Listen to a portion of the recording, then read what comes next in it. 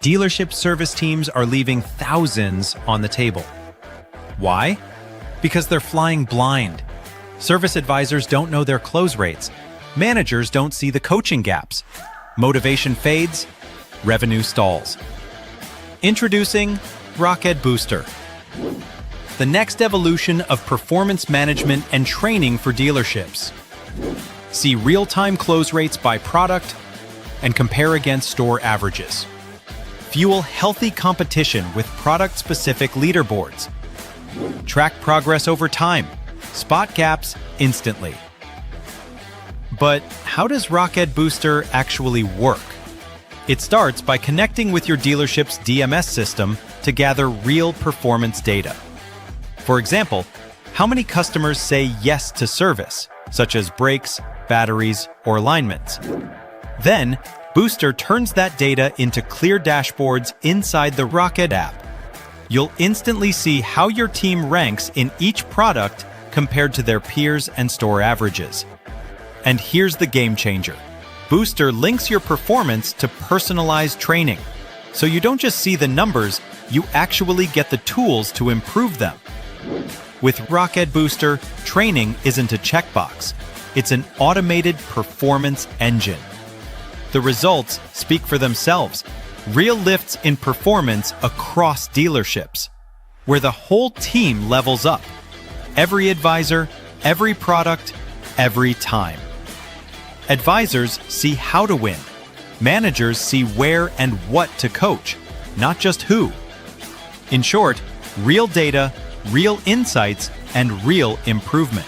All automated, all inside Rocket Booster.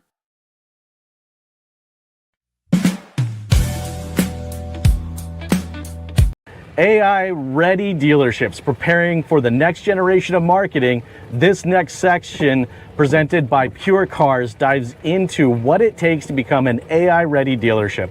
Moderator, again, by the one and only David Kane, leads the conversation on how the blend of smart data, automation, and creative strategies to meet the next generation of marketing ahead. If you be kind enough to let us know what you're up to. All right, well, my name is Adrienne Gibbs, and I am the marketing director for the Midnight family of dealerships locally here in Jacksonville. It is a group of dealerships that have been in Jacksonville since 1941, so there's a rich history with the Midnight family here. And I love that because the Midnight family, the brothers that own it, are third generation Jacksonvillians, and so am I. So very, very proud to actually grow up in Sawgrass. This is my hometown. This is my teenage stomping grounds. Like, I worked at the Publix in high school right there, okay? So thank you for being in my hometown. I've worked for Midnight for the last 3.5 years, and I've been in automotive for the last 3.5 years. So as much as I feel like I'm new, I have a lot of people in my life that remind me I'm not allowed to say that I'm new to the industry anymore. I passed the 3-year mark, and now I'm on my way to being seasoned. Awesome. Well, good. Well, today we're going to keep that seasoning going. So, got a couple of great veterans here with us. Jose? Yes, good afternoon, Jose Gomez. I'm currently the Vice President of Sales at Pure Cars. Been in the business, I heard Lou say that this morning, and it kind of brought me like a wild moment. I'm going on 2 decades, close to 17 years. I actually started right out of high school into the automotive world, working inside dealerships, and then I got a lot of people, anybody that's ever worked for CarMax, when people ask you, where did you go to college, you can say KMSU, because CarMax had some of the best sales training, I think, content available inside the automotive space. So been in the deal world for about 5 years, transitioned over to a company that most of you probably will know. That company's Mastermind, working with Marcus Narble, who now leads the Rocket team and a few other ventures. But spent the majority of my time there, about 8 years from the ground up. And then most recently I've been at Pure Cars. So excited to be here and be a part of this panel. Awesome, George. All right. George Nenny, Generations Digital. Thank you for having us. Thank you, SCMD, for a wonderful lunch. Generations Digital is, we provide consulting and digital marketing and reporting for car dealers. Really, our big mission is to make dealers smarter and better consumers with digital marketing. I started the car business in '93. Two of my older brothers did a startup called Dealer Specialties, and we grew that business really massively through the '90s, covered every metro in the US and all the provinces in Canada, sold it to Trader Publishing, and then stayed on and was a part of a number of their acquisitions before starting Generations Digital. So. Good. And George and I have traveled internationally. We went to Belgium and we went to the Netherlands, and he was very impressive. The audience really appreciated this guy from Ohio and this guy from Kentucky going across the world and telling them how to run their business. But they treated us really well, and George got to take his son with him and introduce him to some German beer, I believe, and yeah, a lot of fun. So this is about AI readiness, and what I'd like to do is just kind of have you all frame it up from your unique perspective. So George, let's start with you. What to you, and what are you seeing with the clients that you work with that they need to prepare for to be AI ready? That's a great question. So most of what we do around AI is going to be related to SEO and showing up for AI search. That's most of the conversations we're having with dealers, but of course dealers are also having a lot of important conversations around using AI in their BDC or for their sales team to be able to create automation or scripting or language around there. So for much of what I'll talk about today, it'll be mainly around content around your website and really measuring your current inbound traffic. So I think most dealers maybe have some kind of idea what this is, but if you don't, ask your website provider and say, how many sessions last month did I get from ChatGPT or Gemini or any of the AI engines, and just measure that and trend that over the last few months, and then look at the landing pages. Are they landing on your specials pages or on your VDPs or on your lease specials pages? And once you see that, then it should spark some curiosity to say, well, it looks like some of my content is being indexed. I'm going to go to ChatGPT and I'm going to ask it, how many vehicles does Kane Ford have for sale right now? List out the year, make, model, and really just question the AI agent about your dealership. What community involvement is Kane Ford involved in? What new vehicles do they have for sale? Things like that, and you'll get a quick idea of how well indexed you are. And then once you see those answers, pay attention to the citation. So what is the citation? It's that little bug, on the AI results that is where they source that data. And ideally that source is your website. If you ask a bunch of inventory questions and all the citations are from cars.com or AutoTrader, you say to yourself, well, good, at least my inventory is indexed by the through the third parties, but maybe I need to do a better job of making sure that I'm the source for those questions about my store. Really good practical feedback. That's a little bit like the books. Let's go ahead and put a plug in for your books. Oh, sure, yeah. So if you go to Amazon and just search for George Nenny, I've got 3 books on Amazon. They're really just educational books. Lots of pictures, very few words. Kidding. And they're study guides. And so there's one that's designed to take a novice who knows nothing about digital and make them be able to have a seat at the table and understand all the acronyms. There's a book on GA4, very technical. Don't get that book unless you really want to dive into a really technical manual.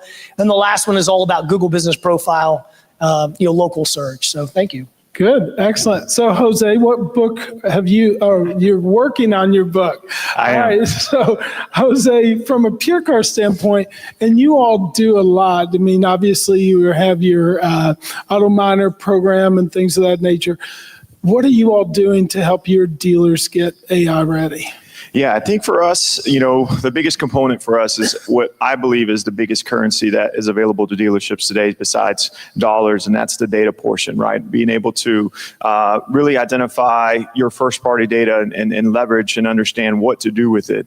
One of the biggest pieces that I think are important for us to look at and take an actual deeper look is both how often you are getting in front of the consumer, because I think today, when we look at the overall consumer journey, there's a lot of different different components that us as vendors and as dealers that they're going to have to touch and engage with the consumer, but really identifying what is the right message and at what time it's relevant for us to send it. One of the examples, actually, I was in a dealer last week that I used was, how often are you communicating to your consumer, and is too many times a bad thing, right? And I think the answer to that, when we look at it from a holistic perspective, is that yes, right? I think if you are communicating to the client 9 times or 8 times about buying a car when the customer potentially had just bought a car from you last week, for us, using our technology, it's going to be able to not only identify that customer bought a car from you last week, but then also be able to dynamically change that message to say, hey, instead of buying a car, welcome to our service department. Welcome to our dealership. Welcome to the brand. We want to keep you here not only after or during your purchasing journey, but after. Because I think a lot of the times we get, so caught up about selling a consumer a vehicle that we forget about the fixed ops portion, which I think is just as important to make sure that we're keeping that customer loyal to our dealer. So with the Auto Miner, with Riley, we have a lot of different solutions that we can offer dealerships today that are going to assist in not only identifying that first party data, but more importantly, making sure that it's clean, making sure that we know that the consumer still owns the vehicle, what the customer's journey looks like, but then more importantly, what to do and what to say with that client through an omni-channel of solutions.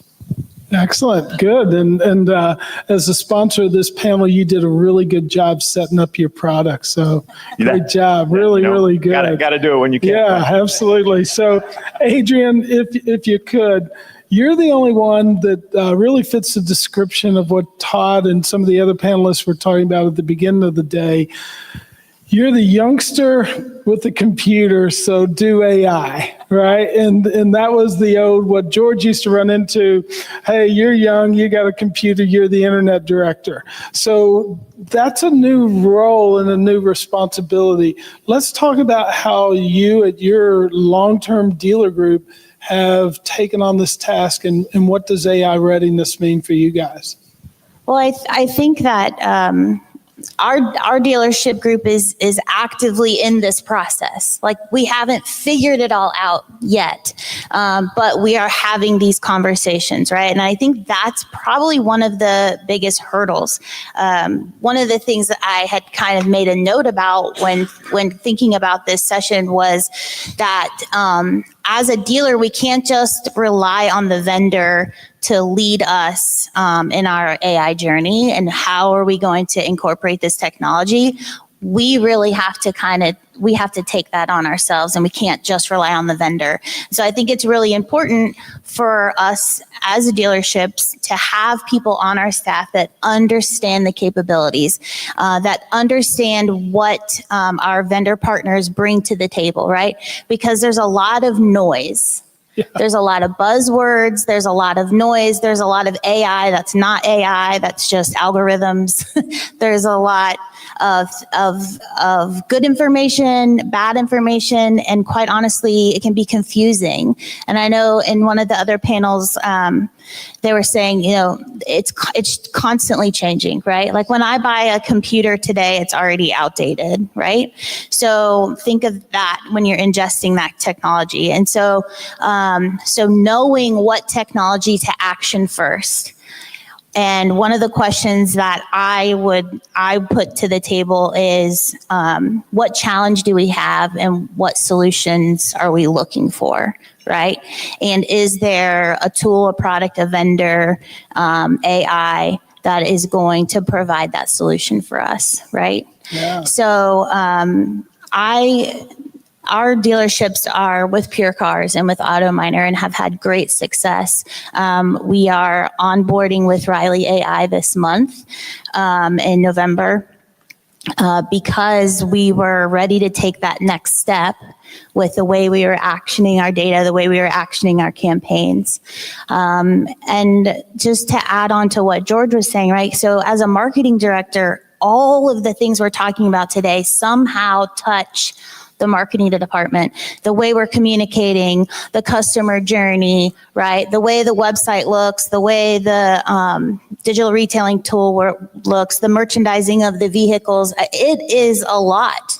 And every aspect of this is somehow affecting what I do. I had the pleasure of George attending my 20 group right when GA4 released. And I've been in marketing for 20 years here in Jacksonville, and I'm just new to automotive. And then GA4 launched right when I took this. And I don't know if any of you felt like you were starting over with Google, but I certainly did. And so again, that's another resource, right, that helped me cut through the noise, helped me ask the right questions. And because we've picked an SEO partner that is ahead of the game for our dealerships, we've actually been indexing for AI search results, and we had been preparing for that. And so we're seeing the fruit of that now. And so everything that you're saying is so true, and having you as a resource to teach us, right, how to do this.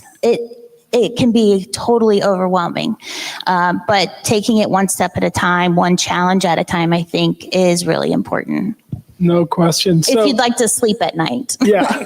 And who needs to do that? Who needs So sleep? it is interesting because some of our success as vendors, George and Jose, can appreciate the fact that we're lucky that we get to work with a company that's prepared. So I met one of Adrian's coworkers who used to work at Proactive, and I know that as a trainer, he would agree with it.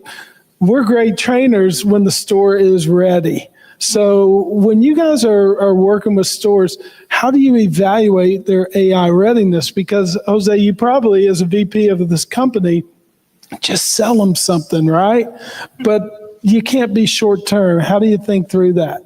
Yeah, I think it's a great question. I think Adrian said it best too, like seeking to understand what the real problem inside the dealership is for that dealer and what they're trying to solve and how they're trying to solve it is important. We can always sell somebody something. I'm happy to do it. If you want to talk today, tomorrow, like I will sell you something. But more importantly, the real investment is in the people that are inside the store. So if I can sell you the product and I can promise you the moon, but you have to be able to know and understand that the people that are going to be utilizing the product or having a part of this product are also trained. So oftentimes I talk to GMs and they ask the same questions like, Jose, or maybe an objection of like, hey, I don't know that we're ready to handle it, right? Because we don't know how to maneuver or get this product and really maximize it to its full potential. So the biggest advice that I give is making sure that you first relay the information over to your management team, but more importantly, it's the boots on the ground, your salespeople. How are your salespeople understanding the solutions that you're implementing to ensure that you have full product adoption across your entire dealership? Because the general manager can love it, the new car manager can love it, but if the salespeople don't know what you're doing and how it's being propelled to help them sell more cars, then you're not going to be that successful. So the readiness portion becomes in making sure your people understand the steps you're taking to become more efficient, more proficient in whatever you're trying to do. But the real true investment happens with your people. So, George, in order to move the conversation along, could you just say amen to what Jose just said? I agree. Yeah, there you go. So we're in the South, so we can say that. So, George, some of the things that people don't know is that you created a Chrome extension to study, search visibility and things of that nature. What should we prepare for with respect to the disruption of search visibility with AI? So I think the best way to prepare for it is maybe even kind of whiteboarding or drafting out, how is SEO changing and shifting? So SEO is going from a two-legged stool to a three-legged stool. Okay, the old two-legged stool was traditional search, our normal organic listings that we see. That's the first leg. The second leg was local search. When anybody ever says local search, you should think Google Business Profile right? And so that has really been the two-legged search. Google Business Profile only applies 10 miles from the dealership. You drive 15, 20 miles from the store, it no longer applies.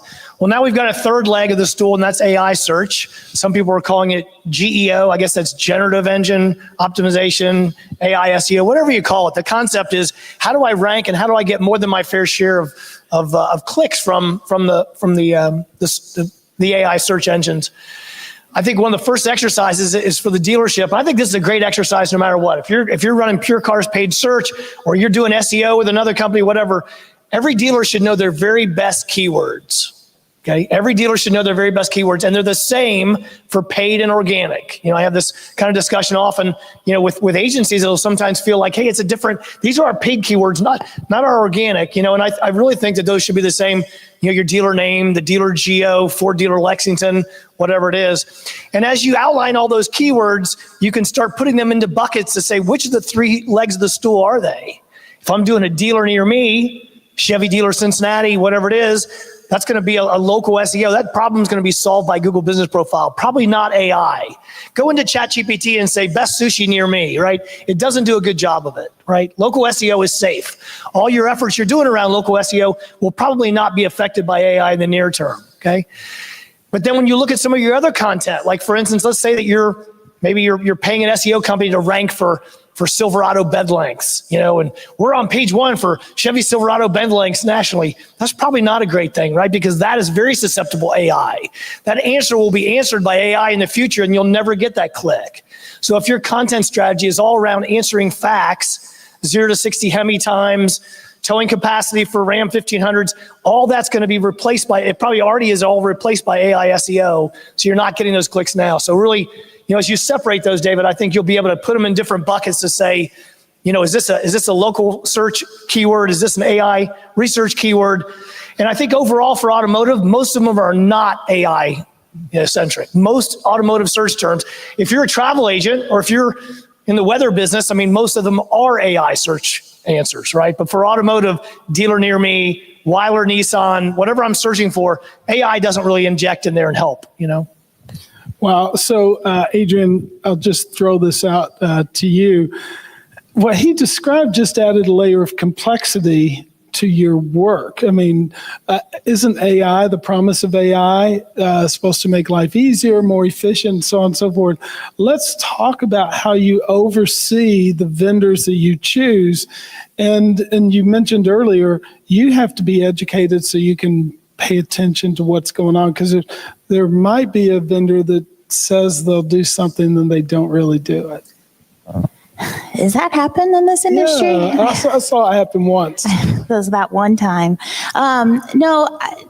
Listen, I think that as a marketing director, when I joined the dealership world, I became a student of the industry. I had to catch up. I had to prove myself that, I know marketing, but I didn't know the car business.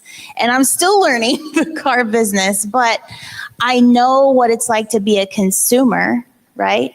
And so I often am using my consumer hat, right?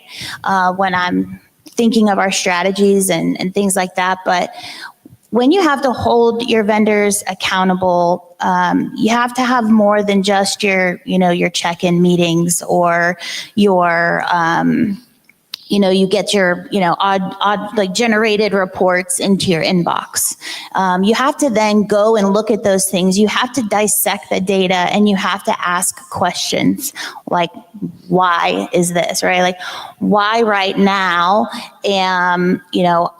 is certain organic search down year over year? Well, because the AI search results are taking some of that traffic that I would normally have had for there in the past. It's like we just start to get some sort of normalization with GA4 and then they throw in the AI. So your year over year data isn't going to be perfect.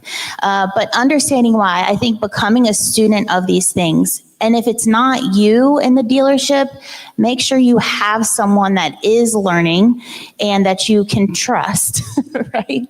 And so I think that because I've positioned myself to learn as much as I can about the industry, it has helped me hold my vendors accountable, right? I love to attend events like this, and I'm grateful that my GM is here today. Thank you, Jackie, for letting me be here. But they allow me to get out there and educate myself. I watch podcasts. I listen to webinars. I'm on LinkedIn. I'm reading all of your posts. And I'm a part of a 20 group. I'm constantly learning, and you have to do that or else you're going to fall behind. And it's okay to ask questions. I think I put that in my notes. It's okay to ask a dumb question.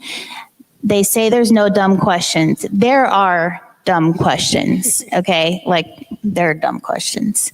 But not about AI and not about confusing technology.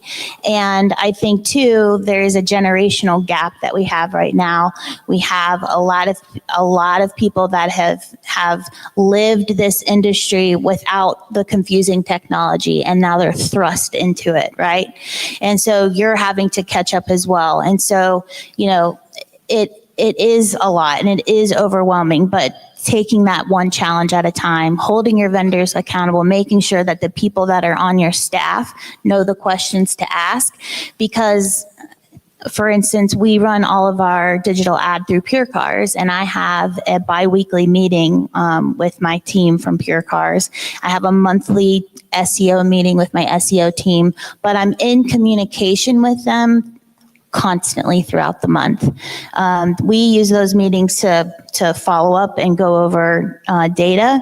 But if I have questions or something's going on, I'm communicating with them constantly. And so you have to be in it. You just have to be in it. You sure do. So, Jose, along those lines, there are plenty of dealerships that are just sitting on the sideline. They used to say, do you want to be a pioneer or do you want to be a settler? And the pioneer is the one out there exploring, trying everything. And to some degree, I like a client or a vendor friend of mine says, so many of the vendors are experimenting on dealers. How do you all put guardrails up so that your technology guys aren't just experimenting on dealers, and what is the risk of being a settler and waiting? No, I think, you got to be able to get a little bit uncomfortable in order to grow. And that goes from an individual aspect, from a dealership aspect, from a pioneer that wants to grow. I mean, I live in Austin, and a lot of the Texas dealerships today, I mean, you can see they're just eagerness to buy more stores or grow and just wanting to do that. But in order to do that, you have to be efficient in your processes. And that's where, AI and our products come in. When it comes to, making sure that we are doing the right things and we're putting the right guardrails in place, is really leaning on your trusted partners to give them a head, having a dealer council or being able to just be transparent with them and saying, hey, we got something really exciting to roll out, but we want to partner with you because you've been a longtime partner of ours, and we want to just have you test this product out and see how it goes. And I think the feedback aspect of it, right, is just as important as us being able to have that trusted partnership, because you're able to have real, true, conversations about what's the good and what's the bad, and we kind of want to see all of it. And we just recently, right, with our new AI solution, have done exactly that. Is where we are partnering with our most trusted partners and getting feedback from the industry, and then being able to say, okay, let's go back to the whiteboard. Let's identify the solutions that are working. Let's identify the solutions that aren't, or the pain points that we're getting stuck at. And then let's make sure we come up with a game plan to ensure that when we go to the mass market, we feel confident about what we're delivering. And I think that's important. I think you also think one thing Adrian said too, that I think it's important for us to really identify as vendors is being comfortable having vendors in the room with you when talking to dealers, right? That partnership is so important. I was at dinner last night. We talked about this. It's like, it's okay to have, an SEO company with us in the room with the dealer, because if we all have a plan that aligns, we're going to be all successful in making sure that we are doing what we're here to do, and that's to make the dealer experience for the consumers the best. And so when you have that type of partnership, not necessarily just with the dealer, but with the vendors that they're using, it just makes for a process a lot more simple. Yeah. So, George, I want you to put on your consumer hat for this question. And Adrian, this will come back to you. So I want to get this from two angles. So when you're not doing your day job and you need a car and you've got a large family, so you've bought a lot of cars in your days and you're counseling on those, what's the right balance of communications when you have AI? And I guarantee you pay real close attention. You're like, oh, was that an AI generated text or an email or something to that effect? What's the right balance between authenticity and efficiency that comes with AI? Yeah, that's a tough one. I mean, if for those of you that use AI a lot, you see the mistakes that it makes, and you know that if you look at it carefully, you'll probably find more than if you're not looking at it carefully.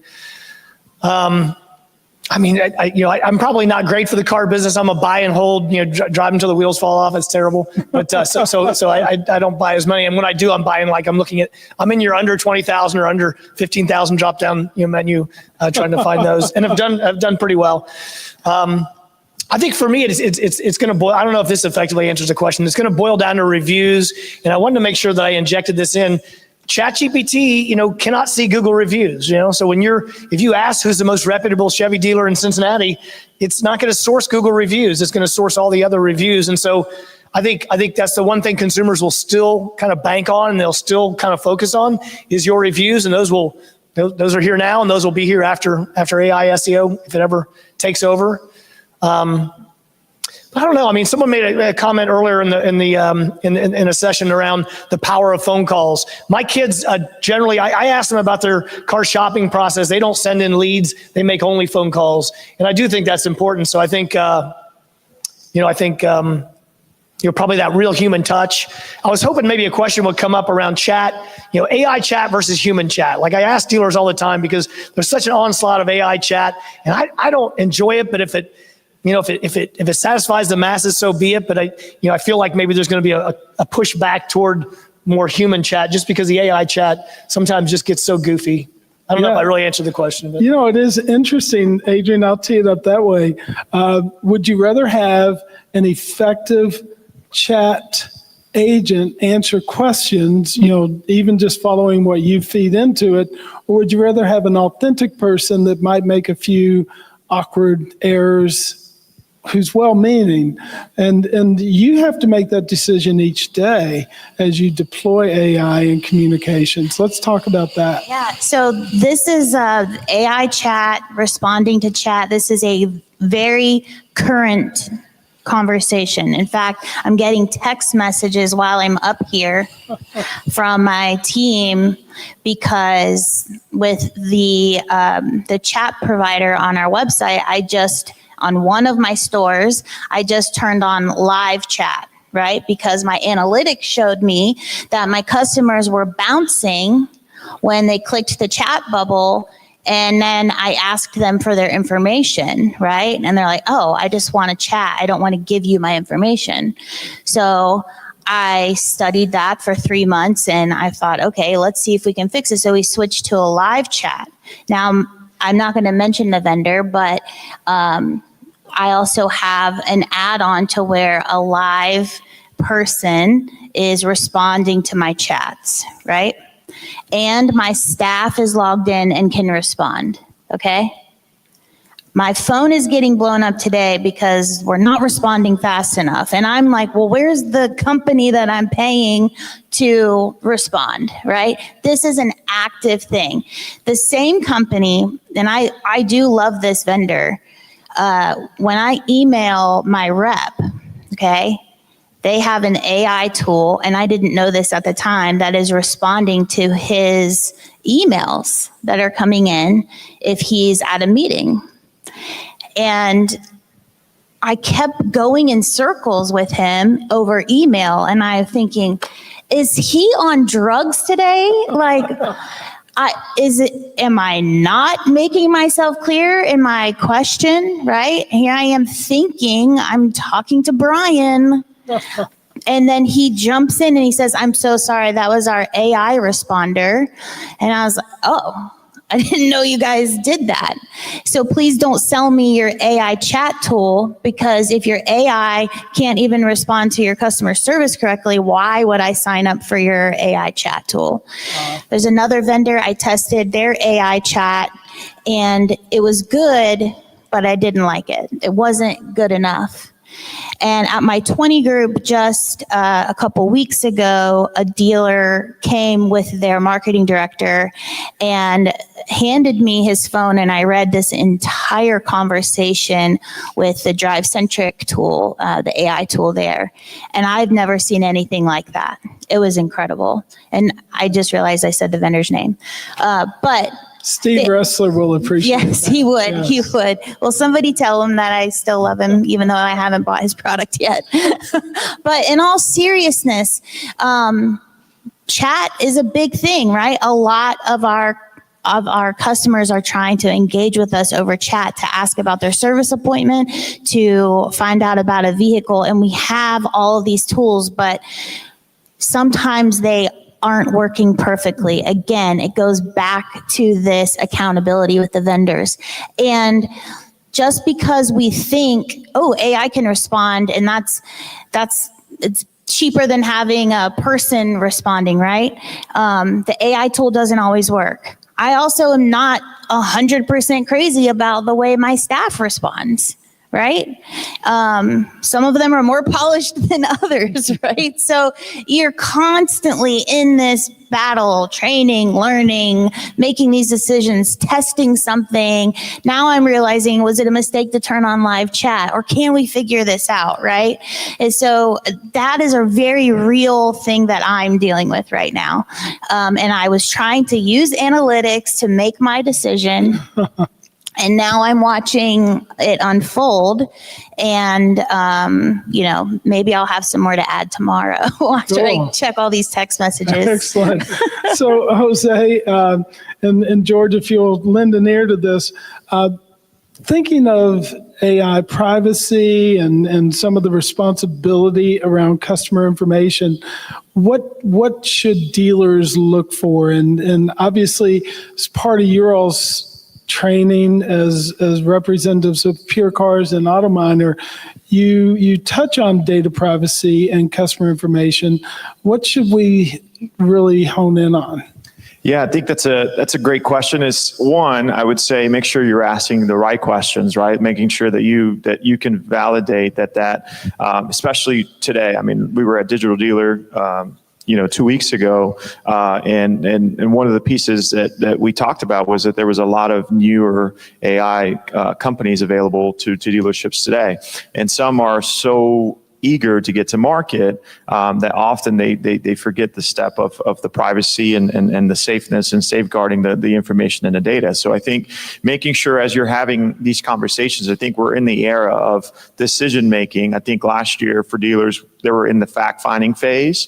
I think this year we're going to be in the decision making phase where they're starting to implement products to assist in the AI front for their stores. But making sure that you get it. Some may tell you, yes, we are, privacy ready, or we're safeguarded through, we have SOC 2 certifications, all those things. But you want to see it. You want to make sure you see it. You get an email, you read through it, read through the components. I think one of the biggest pieces, and I'll take it back a few years when I was with TrueCar, when we first got going back in 2013, we were very, very detailed in terms of how we safeguarded the data, but what specifically we were using from a data perspective from the dealer. Because oftentimes, and again, this is a dealership piece is, we're like, all right, you want access to my DMS data? Here you go, right? Or you want access to my CRM data? Here you go. But really identifying what sources, what branches of your CRM or DMS are using, making sure you verify that information is super important, and taking those steps to truly understand that. Even if it takes, 2 or 3 extra days for that deal. And I think from a dealer perspective, that's important. The second component on the vendor side is being transparent from the very beginning, and being able to obviously help them understand the product that we're using, or what solutions we're going to be utilizing for the stores. But from the very beginning, being upfront in terms of what solution or how we're protecting their information, what exactly is it, what components are we using inside their data that is going to protect them from being able to make sure that long term they are safe. I wanted to add something though, back in the question you added earlier. One question that I would challenge back to the audience is responding too soon to a consumer a bad thing, right? Because I think when you start looking through the generational shift, when we're starting, like my son is 18, right? I think when that audience starts purchasing, they're going to be able to detect AI fairly fast, right? So the moment they receive that response in 0.2 seconds, they're going to be like, this is AI. And guess what? They're leaving. I promise you guys, I've had this conversation often with dealers, is putting a delay in that response is important. And I think it's something that you should be considering when you're implementing your AI products. Sorry to squirrel moment there, but I wanted to go back to that because I think that was an important conversation. Because it's almost like being inauthentic, right? I mean, but in order for it to appear more authentic, it is important to put those human characteristics in there. So, George, I asked you to lend an ear, but I'm going to twist it a little bit. Instead of data privacy, let's talk about data integrity, because you're all about making sure that their inventory shows up in search and such.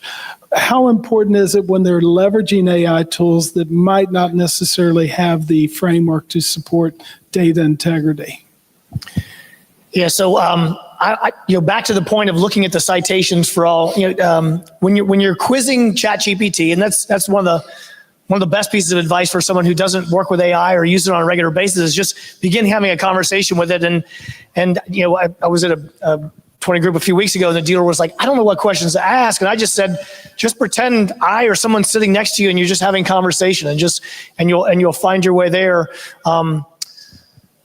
In terms of data integrity, I think, on the measurement side, and Adrian talked a little bit about it, using analytics to be able to measure your in that case, your chat tool. So if you find that you have 40 chat starts, but you have 4,000 chat closes, you might say to yourself, I think my chat's accidentally opening and everybody's having to close it. Like data like that would help you figure out that you had a user interface problem perhaps. I'd say maybe rounding back from a holistic perspective, sometimes dealers will go through evaluations and they may just come back from a meeting and say, like, we want to go with this company for chat or this company for some AI function. And I always try to say, like, I'll help you find 2 or 3 others. Let's interview 3. Let's demo 2 or 3, right? So, I mean, that due diligence step, don't take that easy way, especially if it's going to be customer facing and they're going to have those interactions. I just think you learn so much from multiple demos and multiple interviews, including like questions to ask the other providers. Then the other one is check for references, especially around the AI, especially around privacy. If there's privacy concerns or what's your footprint? How many customers do you have? But you want to make a trusted decision by talking to the stakeholders. How long have they been in business? How long have they had that versus getting something too new and out of the gates?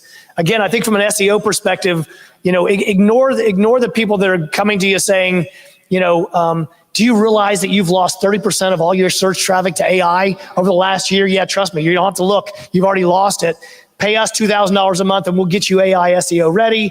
There's just, that shift has not occurred, and so make sure you look at the data and you verify that, So. Great advice. So George, sticking with you, let's look into the future.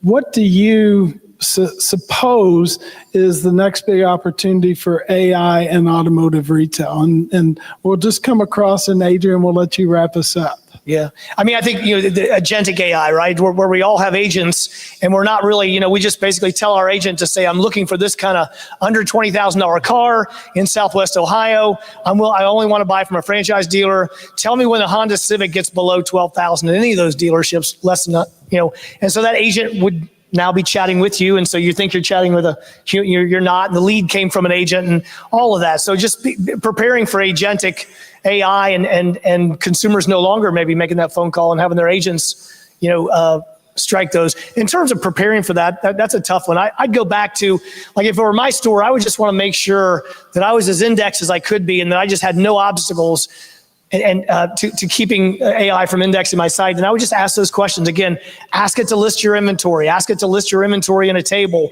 with the year, make, model, body style, trim, price. Ask it to lay that out and see if it's able to do that. And then you work on your website provider. Ask them the hard questions. What steps have you already taken? What steps will you take in the future to make sure that I'm preparing so that inventory could list? Good. So you don't need to give any, new future product reveals or anything, unless you want to make news here on the stage. Take the but what do you suppose is the next big opportunity? Yeah, I think, in preparing for the conversation today, I was reading a stat that said 53 or out of all the companies that are producing or offering a service for dealerships today, in dealerships, there's 52% of them that are using, some type of AI adoption inside of their product. And I think in 2028, that number is going to jump from 53% to almost 96%. So that means that everything that you're going to be doing, any type of solution, whether you want AI or not, you're going to be utilizing it without even knowing it. And I think it goes back to my topic earlier, or point earlier, is make sure that you're making the same type of investment that you're going to make your dealership's process better inside your people. And I think that alone is going to help that dealer prepare or be more aware of how to manage and use the AI, because I think to George's point, agentic is going to be here, and it's going to be very hard to differentiate who is a human and who isn't. But oftentimes, don't forget the human element of that piece, and making sure that you have, you inspect what you expect out of the products. But more importantly, I think the education portion, and it has to happen. Every Friday, I've often seen dealers, they do save a deal meeting or make a deal meetings on Fridays or Saturday mornings, right? But shifting those and making it more towards the products that you're using, and making sure that your sales consultants and salespeople and sales managers and finance teams are aware that you're doing it, getting them more educated, making sure they're elevating that inside team to be aware that AI is here to play, is going to be important. And I think the last piece, as we look into the future, I think you mentioned it earlier, do not be stale, do not be stubborn, right? Be like, oh no, we're gonna stay put. Blockbuster did that, right? And I don't know if you guys have heard of the Blockbuster story, but did I say that again? Sorry. No, you said it right. Oh, did I? Yeah. Okay. Yeah. Oh, right. I just got that. Woo. But yeah, Blockbuster at one point made that same decision, and look at where they're at today, right? And I think Netflix went to them first to say, hey, this is a cool product. Same thing is going to happen in the auto business. I think you have to be open to change. You have to be open to implement, and you have to understand that and that's just as much as your team too has to understand that AI is here to help fuel you to be a better operator, and to help what's most important. I think that we're all here today, and that's make the consumer experience better. Good. So, Adrian, I'm going to, as the wrap-up answer, I'm going to give you a little bit of a twist, and you're more than welcome to phone a friend. You've got your GM here. Thinking in terms, and all the vendors in the room can listen in, what's a big, not an opportunity, but what's a big wish from your group for AI in automotive retail? Well, you didn't tell me that you were going to ask me that question.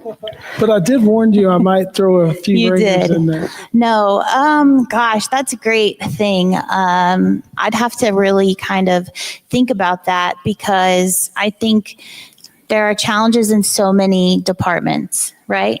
There's sales, service, parts. You have, your entire fixed ops. We also have a collision center, right? You have fleet and commercial. I mean, it's expansive, right? So I don't know if I know the answer, what our wish would be. I would say less dashboards, less logins, right? And I know AI is probably going to help us accomplish that in the future. One super computer But our dashboard. dashboard's the best. My work colleague and friend Sean Niffen calls it ADD, another darn dashboard. Yeah. I love that. I think that's the one thing I hear a lot, and when I want to introduce a product or a tool in our marketing that will help my sales team or even service, so it's another dashboard that I'm going to have to log into, another app on my phone, right? And so there's a lot of things that are disjointed. And so a lot of things that we're doing as dealers, we're piecemealing things, right? Where we want a little piece from that company, we want a little piece from that one. I don't want all their products. I just want this one little thing, right? And so I really try to look at, the vendors that are, and not that you have to be all things to everyone, right? But where can I consolidate some things that make sense to go together, right? So that I'm chasing less vendors, or I have less vendors chasing me. So I think that would be my wish. But I wanted to say that I think the future for AI also is AI powered teams, right? That I hope that our dealership and other dealerships embrace that technology, allow it to help us be more efficient, right? And my theme for this whole year has been to work smarter and not harder. And I'm hoping that AI will help me continue to do that. Yeah, I can imagine a day to where I walk in for my orientation and you say, Jose's your new mentor, and this AI guy over here, George, he's your agent. And, if I had a mentor and an agent, I'd probably be much more successful at a dealership. So I'm gratified to be here with you all. Please give a nice warm thank you to this wonderful panel. Thank you, David. Appreciate it. That's what David Kane needs is a... Thanks to Pure Cars and moderator David Kane for the insightful session on becoming AI ready. More DealerConnect discussions coming up next. And then...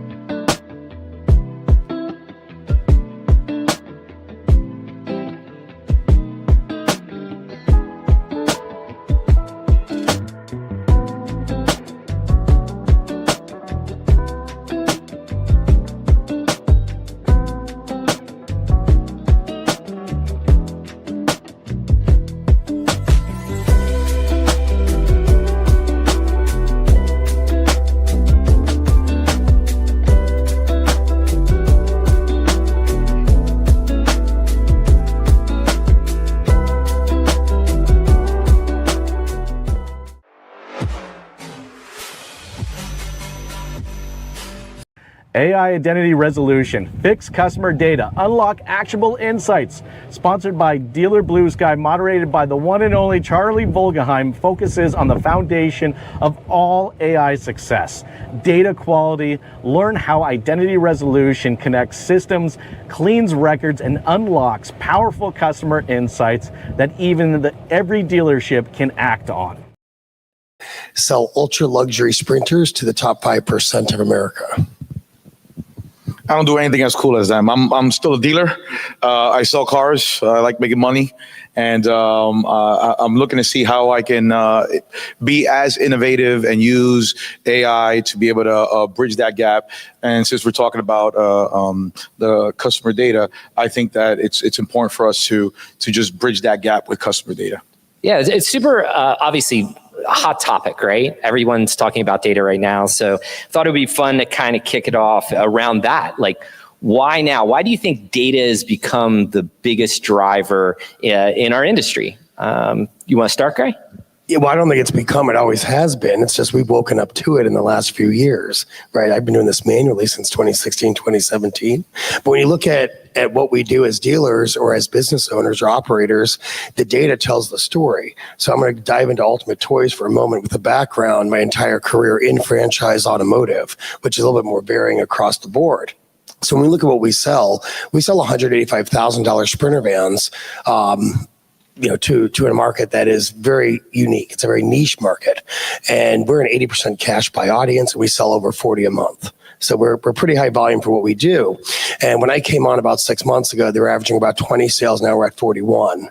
And we make over, about 30 in gross per copy. So when I look at the data, we talk about identity resolution. I think it's so important. I think that's one of the most underutilized options that dealers and businesses just don't have. They don't know about it. You're putting a pixel on your site, being able to resolve people who come to your site that don't fill out a lead form. So let's again go into what I do. It's important because when I have 30,000 hits on my website looking at $185,000 vans, there's only a very small percentage of those that can actually purchase my vehicles.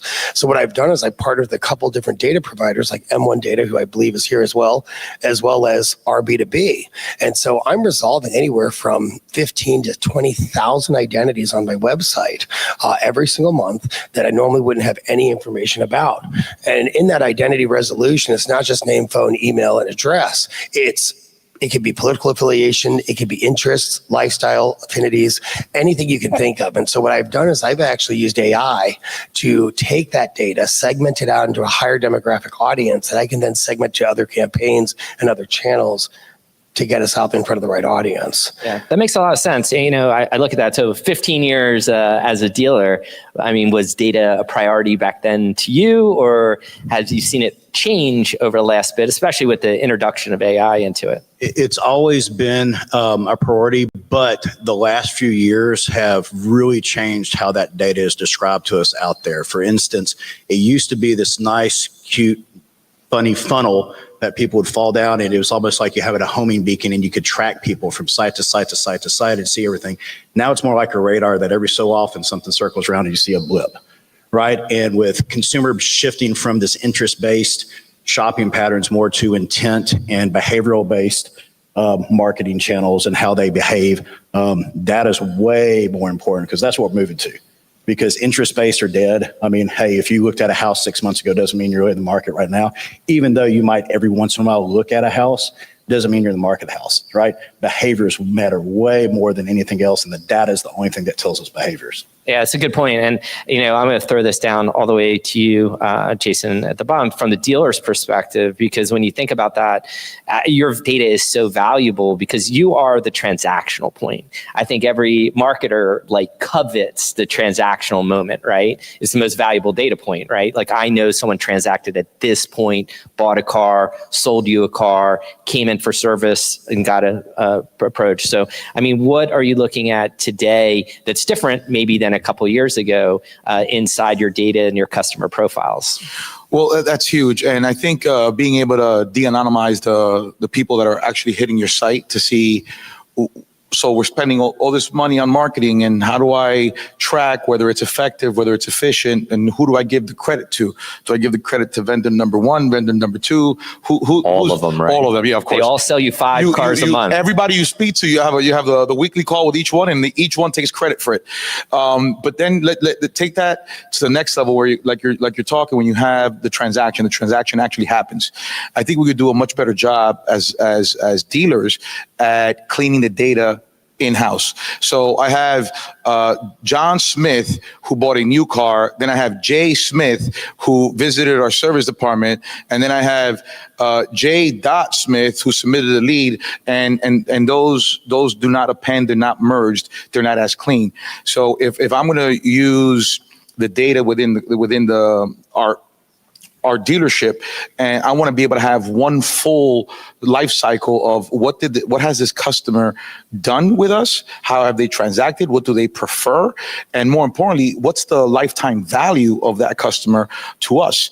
So that when a customer, let's say, for example, has purchased several vehicles, and somebody said before, I think it was you, we are very predictable, and we are, I'm a creature of habit, and I do things more or less the same way that I've always done them, unless there's a change, right? So if I buy cars a certain way, I'm going to buy cars a certain way. If I'm going to service my vehicles every 3,000 miles or every 5,000 miles, I'm going to service my vehicles that way.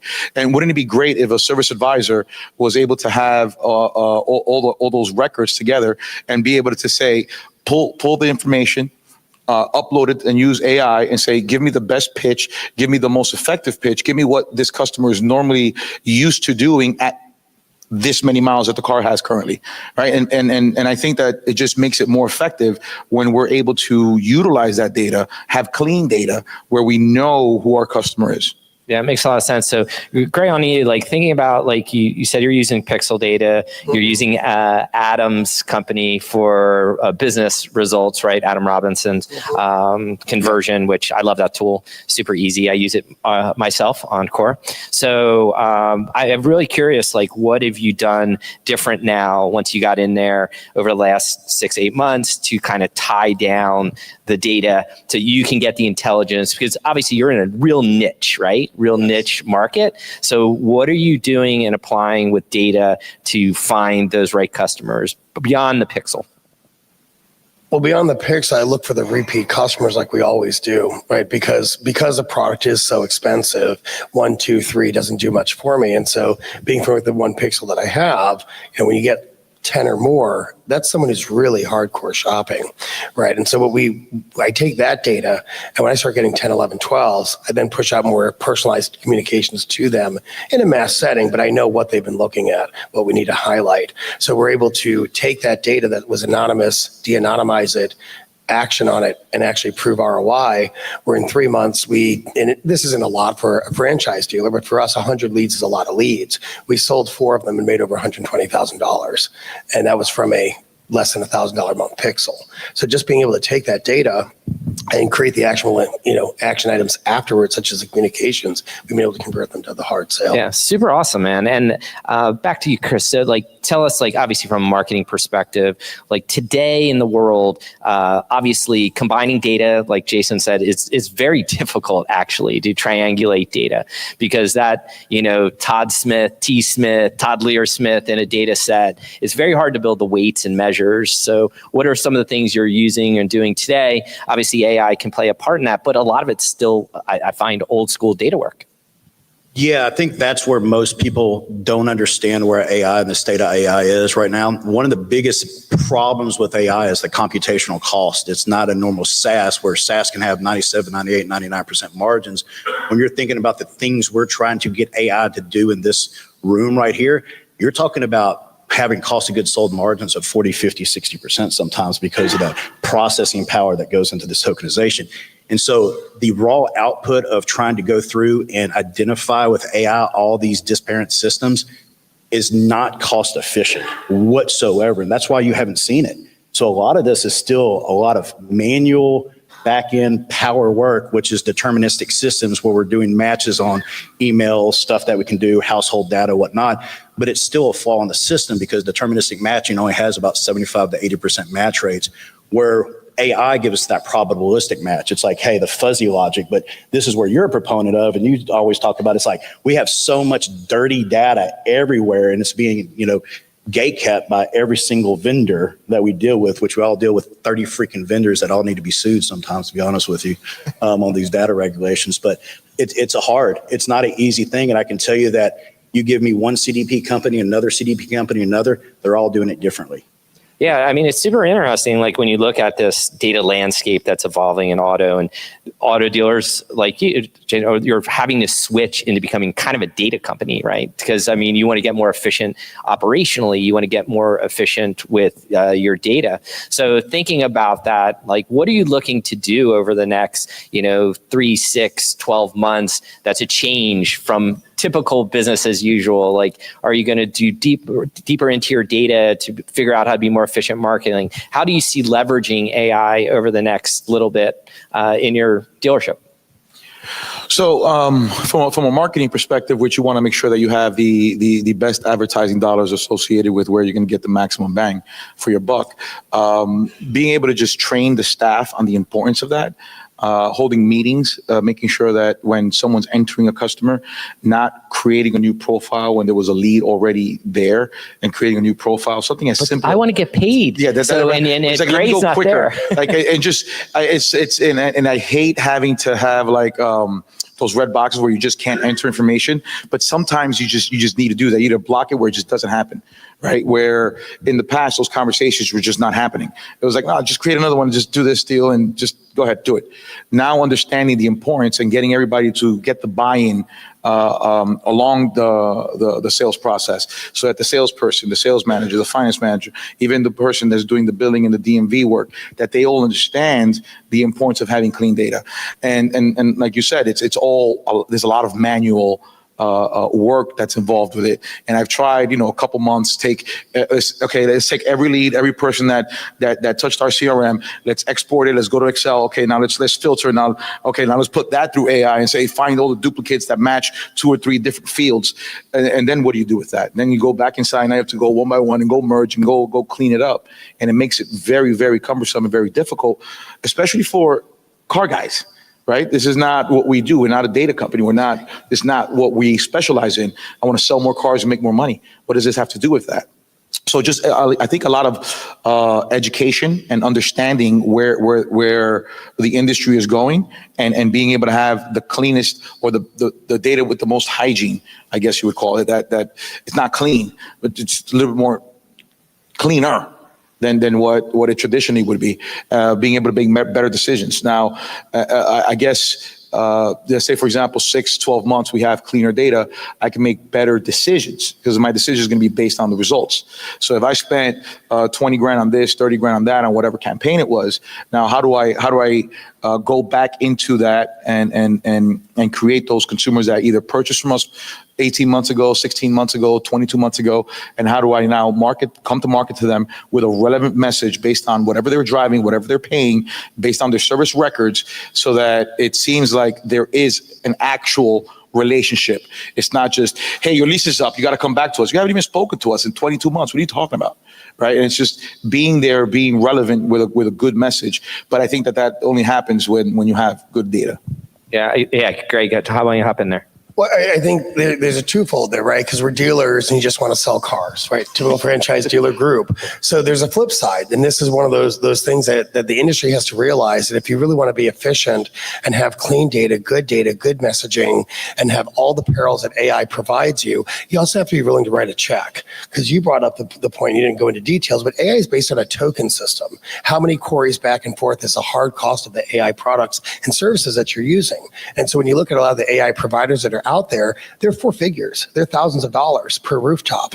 And so as an industry, we're like, whoa, but at the same time, we have to look at the value of that, because now we're not manually doing everything you just said. Everything you just said, I wouldn't want to manually do that, right? That's 3 different AIs, what have you. Find a provider that does that, it'll be a little bit higher cost, but the results will be the same. And, when I look at the investment, even on my side, I may not necessarily be able to use specific automotive vendors in the AI front, but I've got Pro and Ultra on 3 different platforms. We're $600 in just for my accounts, right? And so one of the things I think it's important is, as we look into AI and all of this, is also there's a fiscal investment. Yeah, it's so crazy. I was just with World Auto Group. He just gave all his staff paid ChatGPT tools. It's like $12,000 a month that he's investing to kind of skill up his team, and it's I find minimal though when you think about all the outcome that you can get from it and all the output. I mean, right. that's I want to get back, Chris, one thing that hung me on your last thing, obviously data ownership, the difficulty of data transit in our industry has been a nightmare. How do you see AI changing that or altering it, especially with things like MCP servers coming online, making data access different than a typical paid API structure or FTP downloads? So this is a pretty difficult question, and I'm going to probably say something controversial. Going backwards and getting backward integrations with some of these companies that have been entrenched, that hold your data hostage, the likelihood of it actually happening is near zero. I mean, we just have to be honest with ourselves. We want our data and everything else. Why hasn't happened? It's not this. We've been talking about this for 15 years, about getting our data from some of these companies that just control us with contracts, right? And the data. But going forward, that's where we can dictate terms as dealers to vendors, right? And because here's the most important thing in this conversation. If y'all walk out of anything in this conference, your customer database is the most important asset you have. It is your moat, because it is going to dictate everything you do in the future, from marketing to advertising. Because again, like I said earlier, Gone are the days of intent and targeting based on interest. Behavioral targeting and be able to feed signals, and those signals are best came from your transactional data. And it's not just like a single point in time, it's the lifetime value that Jason was talking about, which I would recommend everybody start thinking about in these three terms. What's your lifetime value for customers? How much does it cost to get you one? And how many can you get? Those three things are fundamental business questions that we do not talk about. And if you kind of wrap your mind around there, it's like, okay, well, if I have customers that have frequencies us 2 times, that customer might have a lifetime value of $20 or $30 or $40,000 versus a one-time purchase. Right, and it's very interesting in the data where you'll see, I've seen this constantly where, you'll pull a list out of the DMS says these are the most valuable customers, but when you go in and look, they're actually not. No. Because they don't have all the balancing of like, oh, they got let's say a Ford store and someone did a F350 diesel whole engine that was like 18 grand and it popped him up as a number one customer, but you never saw him again. Yeah. So I think it's very interesting and a change has to happen, but I agree 100%. You need to own your customers. So thinking back on the dealer side, as you're approaching customer data differently, now you're taking all this data. I want to look at it from a security lens and data governance, because I think this is going to be the biggest driver. We're uploading a lot of stuff into these tools and it's like a black hole, right? We don't know where it really goes. So how are you protecting customer data? If you want to get some type of analysis on, let's say, a ChatGPT or Claude or Grok, or take your pick of model, like what are you doing? Are you de-anonymizing or removing the customer data, coding it? I'd love to know what you're doing at the dealership level. So we don't have included ChatGPT for the entire company. So that's one way. We're not paying for it. It's what they're doing. For us, there's basic training. So some of our compliance and our security for whether it's cybersecurity, insurance, they already have either online courses or they can come in and explain. You can't do this. Like, don't just take customer profiles, customers' data with 13 different fields, name, phone number, email, address, everything, and just upload it into ChatGPT and think that you're not responsible. You are responsible. So we're removing anything that's PII. You can still get the information. I don't need to know that Jane Doe that lives in this place tell me how to speak to them or give me a word track. So we try and remove all of that information. Is it happening all the time? Just like everything that you say, it's a full-blown process. It's not. It's not an automotive. I feel like we have a book. We have a long way to go. Yeah. We have a book that says this is how we do business, and then we have the reality of actually how we do business in a store. Correct. So you want to add on that, Eric? Go, Greg. Well, I just think doing it in a private environment, creating a custom GPT, that way it's more secure, right? So it's your system, your GPT, unshared, not on the global database, and the education piece. So these companies are out there providing compliance training and F&I and all the other areas of the dealership. They need to be up to par on how to create private GPTs and show that to the community. Yeah, I think that whole idea of building a RAG, your retrieval augment generation. Right. I feel like hold on, that. you should go into that for a second. That whole RAG, because we don't talk about that enough, and that's what real AI is. It is, and I feel like everyone's just like, oh, we'll use ChatGPT, and I was like, that's not how this really works. And especially if you want to build something that's knowledgeable, understands your business, understands the uniqueness of your business. Because look, if I go into your store, Jason, I am 100% sure you call them guests, maybe, right? Mm-hmm. And I walk into Gray store, they're customers, clients, our clients, right? And I walk into your store, they're ups. And how you have to train a system, those language that it understands that all these are technically the same thing. Mm-hmm. And that's where that RAG, and no one talks about it in our business. And they don't, because there's not a lot of companies that are doing it and doing it properly. It's a lot of GPT overlays. Right. And I think, look, in our industry, we lean to the side of marketing first, right? And not tech, right? We're marketers. And I think that's interesting, though. So coming back, obviously from what you're doing now with all the data, customer data platform, what are some of the things you're seeing like over and over repeat kind of problems like with the data coming in? It's a lot more the household data. It's when we're talking about the data coming in with the problems, you can't look at Todd and XYZ in the same household accurately right now. And that's a problem, because what happens when people start sharing devices? What happens when people are sharing cars? What happens? So there is a very big fuzzy opaqueness on that part of the data when we're looking at identity resolution graphs, identity graphs, other things that just doesn't, we think we purchase this data, we get this data, you might be your own data provider and get it, but marrying those up the right way, that's where AI really comes in, because it's really good at probabilistic matching and figuring out, hey, these things more than likely are this, right? And I think people look at AI and they don't realize that it's not 100% accurate. And a lot of things, unless you're different every time. It's different every time, unless you put up guardrails and tell it not what to do. Right. That's where I think most people will like lose AI. Is like AI from a context perspective is telling it what not to do and giving examples of what an actual outcome looks like. But the data right now we see, individualistic data is pretty good. I can figure out who Chris Slayton is and do a pretty decent job on that. But the moment I go to a second or a third level of that and trying to get household data, it just completely they'd fall over a lot of times. So back, Jason, so like now, like you're using ChatGPT, you're obviously trying to personalize, right? That's one driver insight. What's another driver or insight you're using, these types of tools for, using AI in the sense of like, okay, I need to use this to be a better retailer, right? So part of it's targeting. Give me one or two other things you're using. So some of it is targeting, and it's we talk a lot about how to reach out to the customer, how to use AI to engage with the customer. But I'm a big advocate, and I'm big on training and developing of people, right? And I think that there is a huge opportunity. I don't know about everybody in every other dealership, but from what I've seen, usually a manager gets into a manager position because the seat was vacant and somebody said, "You're up, let's go." And that automatically qualifies them to be able to lead a sales meeting or a training meeting or how to engage with customers. That absolutely does not. They were a good salesperson and then they end up being a manager that's not necessarily a leader. So in my world, I'm using AI to train my management staff into how to host, how to hold meetings, how to have more concise meetings that are to the point. There are a lot of meetings where managers are just pontificating and just having not even having conversations, just talking at people.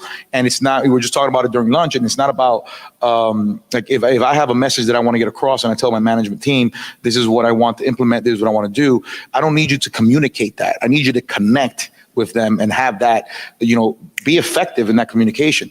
So I'm utilizing it to have more engaging meetings.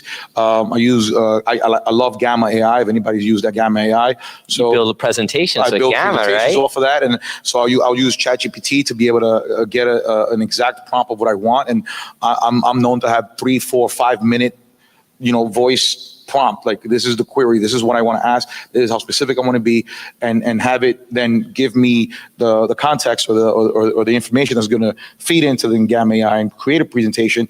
And in a matter of 10, 15 minutes, I have a well, developed presentation that is also eye candy and engaging for someone who's sitting in the audience, whether it's a sales team or a finance team or whoever it is, even if it's the service advisors. It's like, if I want to walk through how to do a great presentation and do a great walk around, what does that look like? And it's visual, it's engaging, and it has the points that I want to get across. Also, I'm using it for reporting, right? You could get lost in reporting. In automotive, there's a report for everything, and then there's a report for the report. And it's just like, how much stuff are we going to look at? And how many columns is it? You look at a report, you start on this side, you're lost. 20 columns deep, 30 columns deep, and you're looking at this information. I was like, well, what do I want to understand from this, right? What is it that I want to get? What's the actionable information? I was like, do you want a quote unquote desk manager just sitting there reviewing phone calls or via text and looking at reports, and then they pick their head up and they realize that the day is halfway gone and they haven't engaged with their people, they haven't spoken to a single customer? I was like, isn't there value in engaging with people? So I'm utilizing that to analyze reports, to provide actionable information, so that we condense the amount of time that it takes to make a decision. All right, and usually the answer is sell more cars, make more money. That's usually the decision. Isn't that the car business? It's usually you look at a report and the report says, "Oh man, I got to sell more cars to make more money." It usually comes down to that. It always comes out to that. Yeah, I think that's the only reason. We only need one report, one North Star. Sell cars, service more cars. Yeah. So and I was talking to somebody else before where we can, if I take on a brand new person, a new service advisor. We recently got a new service advisor, and then you look around, and service is not that much turnover. So, and I look around my advisor staff or management staff, and I'm like, man, do I really want them? Am I going to change anything? Do I want them training the new guy? Do I really want that? Yes and no. I want them training all the good things, but if I'm going to go into how to lean into technology, I start incorporating AI into the onboarding process, where it's like, let's take this customer profile where it's like, the lifetime value. So this customer bought a car, they tend to trade in their car every 17, 18 months. So this guy is high value, right? The trade cycle on this customer is frequent. So I want to have frequency, and I'll take a lower margin, but I just want them to be repeating over and over again. Then I take that customer profile, print out a Carfax, print out the last 4 or 5 repair orders that they've done, put that all together in a PDF without the personal customer information, and upload it to Grok or ChatGPT and say, give me a sales pitch for this particular customer. It gives me amazing word tracks. And you take those word tracks and you can just take those and now tweak it for a customer that's been in the car for 3 years or 4 years. Hey, this customer has been a loyal customer to us, been servicing with us for 7, 8 years. They're the kind of driver that keeps the car until, has 200,000 miles. What should I recommend as service for them? And really utilizing that for training, for report building, also for leadership, for development, being able to have more effective meetings. Yeah, it's like context engineering, like at scale. So, back to you, Gray. One of the things I was thinking, like, how do you see using AI over the next, 3, 6, 12 months? Obviously, your North Star is increasing sales, but I want to hear, like, what are you using and where do you see it going? I use it across the board for everything, not just in data or sales or leads or, IDR, actionable insights and what's next. We use it a lot for design. And so we recently, one of the problems that I had when I first started is we get these $185,000 vans and you don't know how to work them. And so customers are like, this doesn't work, that doesn't work. So we started creating a video player, and I used AI for every one of my transitions to create that 6 to 8 second video with a Sprinter van on a paradise island in the mountains, going through the plains, whatever it is. So I see for us, 369, we use it a lot. We use it in design, we use it in videos, we use it for analysis of data, for the IDR stuff. The IDR, take that another layer. I take it, and every day we get a drop from one of our pixels in a CSV format. I download that, we put into our GPT that we created. It spits out people who've been to our site a certain amount of times, what their title is. And so what we're looking for now is essentially trying to target based off title and professional success based off that data. And so I see us continuing to use it, evolve, and adopting it. And I have a designer who is not, and I'm not sure if we'll be seeing him in 3 months, because it's just so much more efficient to use this technology in day to day across the entire gamut of what you're doing. But you got to be private, and you got to make sure that the stuff is, this information's not at risk. Yeah, absolutely. Hence the GPT. Yeah, right? I think the whole idea of building GPTs is super powerful. I built one on an airplane ride. Yeah. So I argued with my son. I think he had an edge on me. It annoyed me. And I was like, okay, maybe I'm not good at difficult conversations. So I built a GPT to have difficult conversations. But then I was like, car guys are really bad at having difficult conversations. We just yell at people, right? Like, yeah, you're doing a bad job. So I was like, that's difficult. So I built a GPT that I gave away, that it just was like how to have difficult conversations with a tenured salesperson who has bad attendance, or you know what I mean, like all the funny things in our business. And I think it's fascinating what you can do today with literal just not a lot of time, effort, and have big impact to do things. Chris, one side too, yep. Todd, real quick. Yep. Besides all of this, there's not a single person sitting in this room whose company or dealership doesn't need training.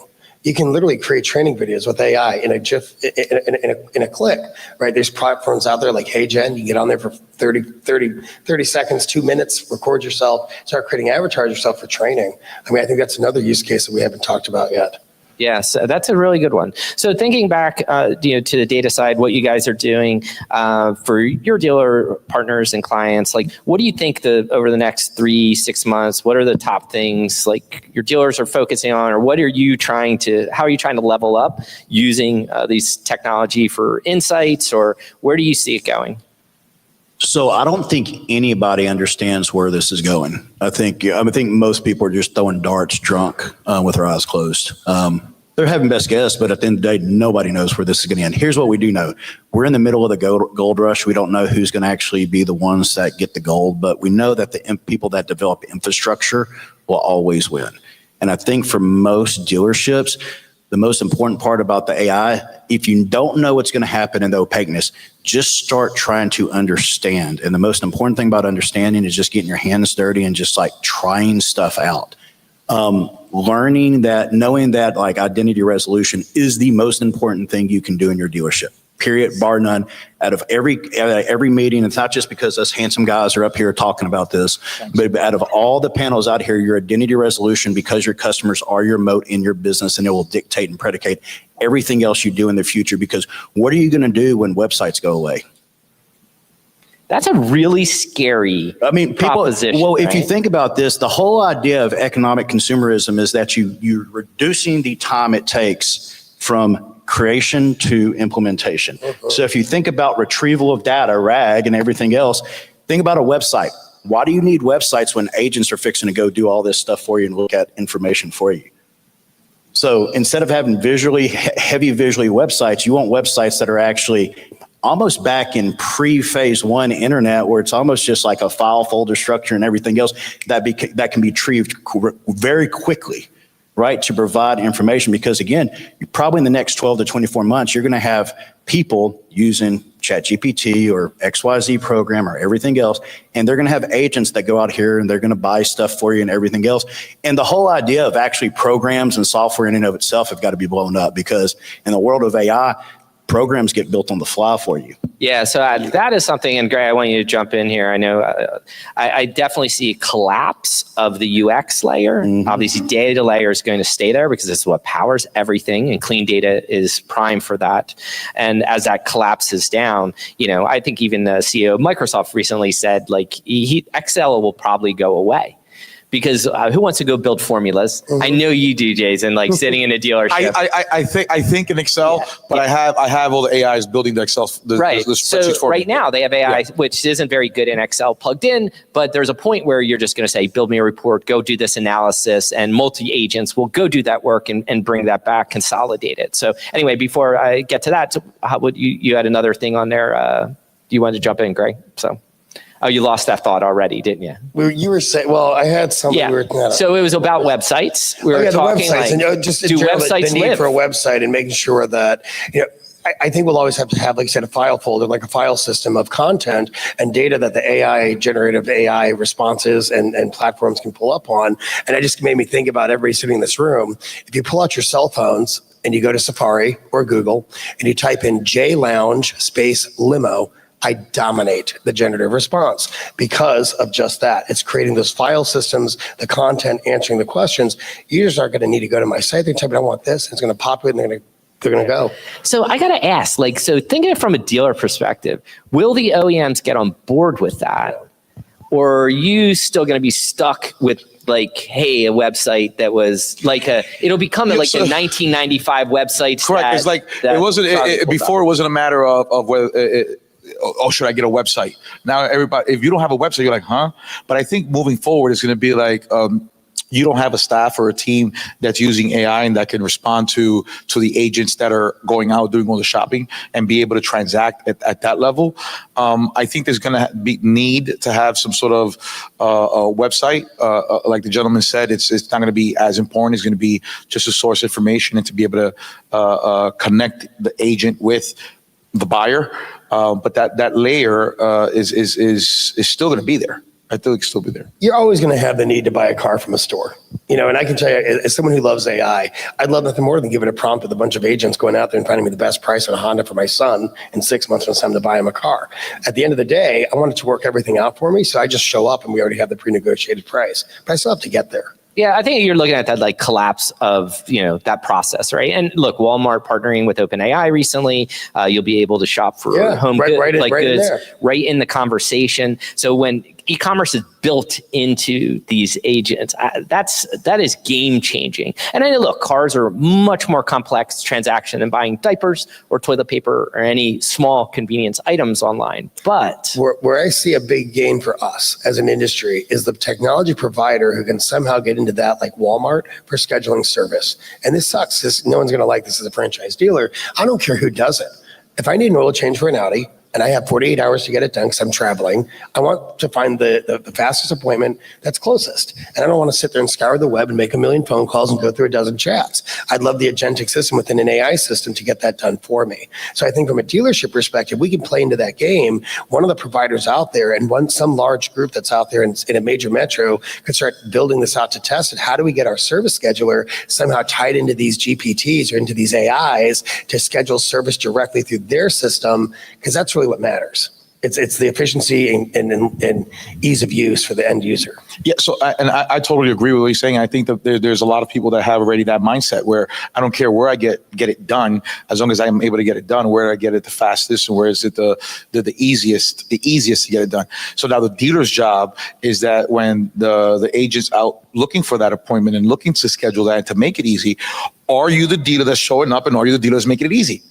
I think that's the opportunity to just be there. Right. So look, go back to you, Chris. Let's take it one step further. Okay, because this is what I do, right? So imagine we have this, my AI finds you, you know that I came in from an AI scheduled appointment, you know that that's how I operate and what I'm looking for. Now you use AI to then reach out to me when you think it's time for my next oil change, so I'm not using another AI system to find the next fast solution. So I think it's kind of that dual play and looking ahead and thinking, what does that Ford dealership look like of tomorrow on both sides? Right. So fighting from the marketing side of all this, I mean, what do you see? Like, obviously AI is impacting it massively, right? So it's creating ads now, it's changing how we do a lot of things. Where do you see like dealer marketing going over the next, again, 3, 6, 12 months from today?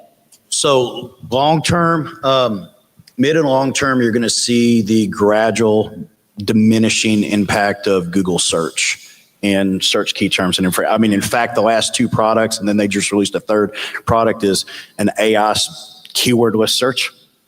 I mean, you have search campaigns that do not use keywords any longer. So because the whole idea of keywords is, again, it goes back to like interest-based targeting. It's not as good, right? Behavioral and everything. So if you start looking at like, hey, how do you advertise to people that are using these chat bots all the time? I think you're going to go back to a world of kind of the phase 1 of the internet where there's more display traffic. Because if you think about it, that's why Performance Max in Google, and that's why some of these demand gen campaigns in Google and whatnot have come out. They've been ahead of this game for 5 or 6, 7, 8 years. They've known this has been coming and preparing these products for what this thing looks like because they've got a master roadmap right at the end of the day. And so if you kind of follow those tea leaves, we're going to get more display. And I can tell you what, there's 2 things that I would tell every dealer to bet the bank on when it comes to marketing right now. One, social media advertising. Because that is in a place where there's no more websites, when you're not searching, you're using AI to do this stuff. Guess what? Where can you control your messaging and your branding? That's really good. It's just social media. And the second one that follows that, YouTube. YouTube has so much influence on agentic search results, as well as where it falls into the customer funnels and how they're doing the closed loop. Like those 2 things alone, bet the bank on those, and you'll be all right. A really good insight there. I really want to tie a circle here with what you just said, though, which is exciting, right? So let's take what you just said. I've always been big on display and video. I mean, from the eons ago. Take the IDR. Okay, you use IDR, you take AI to dissect the IDR data to figure out what the affinitive categories are of the likes of the people that are coming to your website. You have a preloaded GPT with your OEM compliant assets, fonts, imagery, whatever it is, jelly beans of the cars and logos. Based off of what it's pulling from the IDR data, it can feed the other system that creates the creative. The creative then pops out in the formats that you need. You hit download and send to your different various channels. Yeah, that's going to be, again, it's fascinating. So we need to wrap up. So I want to hit like maybe one more question and get some input. So from, again, dealer perspective, what changes for you as an operator, like your actual role, again, over the next few months, 6 months, how do you see, is it just using AI to get more insights into your data? Is it, keep doing the same? Or, where do you see like your role evolving? I think since it's still relatively new, I think a lot has training, awareness, again, safeguards to make sure we don't get ourselves in trouble. There are going to be people looking for lawsuits. There are going to be people going out there saying, my data this, my data that, I got it. So as a dealer, we always got to protect ourselves. And I think that, again, the training and when it comes to developing, then actually having part of our operation manual or process guide, and really looking at by department or maybe by roles, how does AI play into this? Right? How does AI play into that? Right now, we look at, and we have customers, we say, hey, we want reviews, we want reviews, we want reviews, we want Google reviews, that's where everybody goes. And AI is not really using that. AI is using the ones that don't have passwords, where you can just log in, just go on and leave a comment. And it's ranking those much better. So how do we perform on that? And to his point also on social media, how do we use AI to now splice up videos or content that are in dealership with the words on there, so that when the agents are going in there, actually understand the context of what that video is about and be able to serve us up sooner or faster as more relevant. And I think just being ahead of the curve, continue to be ahead of the curve, continue to come places like this and keep learning and keep learning and keep learning. That's where I see my role. I mean, I want to stay at the forefront. Yeah, so great. And let's build off this. Like, what resources are you using to educate yourself? I assume you do read a lot of non-auto stuff. Oh, I do. Mostly non-auto. So what well are you going to? What are your favorites? Like, give me a couple of your favorites. Is it a podcast? Medium is my favorite platform, probably. It's user-generated content. It's from people outside of automotive. They're super geeky, super technical. They get it down to dirty. You can go as generic or as deep as you want to go. It's probably my favorite platform. Yeah, it's funny. One of our engineers, Yancey, he's one of the top medium writers for Python. I'm constantly, which is crazy. I'm always on there. He's always like, I made $1,311 this month on Python articles. I was like, oh my God, so nerdy. So what about you, Chris? Like, where are you going to? Where's the well? What do you love? John Carlo, I think, has said before, he loved Lenny's podcast. Big shout out to Lenny, man. That is honestly one of the better podcasts out there from a product manager, but he covers a lot of AI stuff. He was previously at Airbnb, so super smart guy. But I'd love to know what's in your toolkit. Well, luckily, I've got a couple of business relationships with some very, very smart people that do this, so that I've got a little bit of inside scoop. But podcasts, HubSpot has a great podcast that they do. They do a fantastic on how it works on marketing. But my favorite, believe it or not, is AI. I mean, you really have the best self-referencing system to teach you what you need to want to learn. Like, name me another system that's ever existed like that in human history, and why aren't we using it for everything we do? Obviously, this is why we're here in human history, right? Yeah. So any books you've read recently or love or? No, not for AI. I really think right now, like if I was back into the dealership operating world, I'd be thinking about how can I completely change my dealership. I think the scope and how you see this scale and what's happening in dealerships now and how they operate is going to dramatically change. And it's the people right now. The problem is right now, most people, if they start putting in a lot of effort, they're not going to see those results right now because we're just not there yet with the technology because of the cost and other factors. However, it's a compounding effect that if the people get into it now, the dealerships start really trying to change their dealership now. When you start looking in 5, 6, 7, 8, 9, 10 years from the people that waited, it's a compound effect. It's kind of like investing when you're 16 into an IRA versus when you're 50. That compounding effect, no matter how much money you put, just can't be undone. Yeah, honestly, I believe the dealers who embrace AI figure it out, and it's a learning process. There's no buying it. There's no buying your success with it. I think you figure it out, and it learns with you, and you grow. And if you wait to do that, you don't catch the guys who did.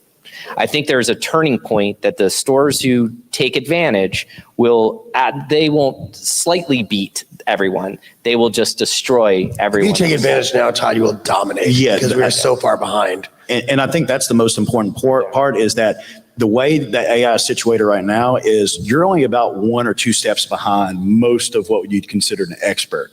So like anybody who doesn't have a technical expertise or is scared about AI or been scared about technology, like everybody actually has a level playing field right now. And it's only going to be your fault if you don't get on this. Yeah, absolutely. So I think that's our time, correct? I held pretty good on time today.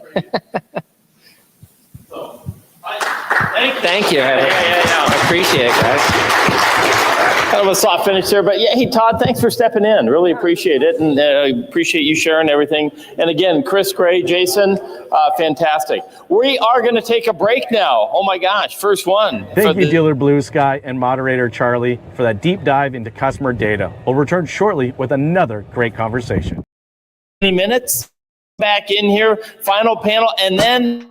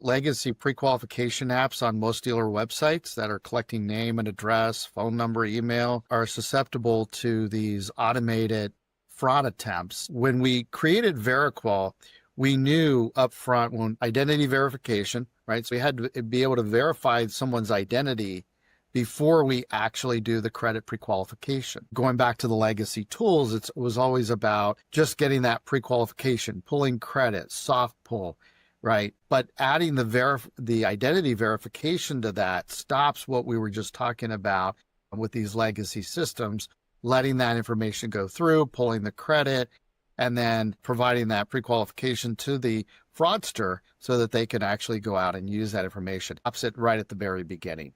It's patent pending, so doing identity verification with credit together with just a phone number. We're using just the phone number, so it's a much smoother process.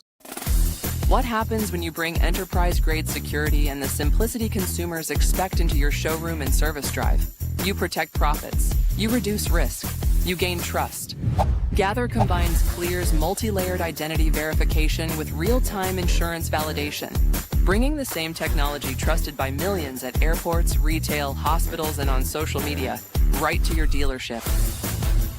With Gather, every customer is automatically logged into your systems with verified information. Accurate records mean actionable follow-up, and every advertising dollar you spend goes further. And the same technology that powers this automation also protects your dealership. Fraud is on the rise. From the showroom to loaner vehicles, Gather helps mitigate your risk, backed by a $1 million no-fraud guarantee.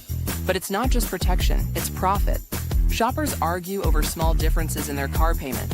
They'll walk away just as fast if insurance premiums get in the way. Gather prevents that. And if a buyer doesn't have coverage, they can get insurance on demand. Deal saved. Gather also ensures loaner car customers have compliant insurance. No gaps, no unpaid claims. This is technology consumers know, a brand they trust, and a process they'll actually engage with. Gather with Clear, the new standard for dealerships nationwide. Contact Gather today to learn about a special offer and get started. Power on the experiences consumers want and the results dealers need. With the most powerful insights and the only true omni-channel partner in the industry. Only Cox Automotive has the best-in-class connected solutions. No matter where or how a consumer finds you, or the turns they take along the purchase path, shoppers and sellers stay in sync from marketing to sales to back office to fixed ops. Fueled by artificial intelligence from the industry's most robust, real-time consumer database. Sellers get deal-winning insights and more control than they've ever had. With the next-level, efficiency-driving automation spanning Cox Automotive products. Cox Automotive relentlessly innovates for dealers with a lineup of expertise and a customer experience infrastructure no one else comes close to. Pair that with a deep dealership experience of our performance managers, and you get a world-class team helping you secure profitable outcomes with comprehensive products and solutions.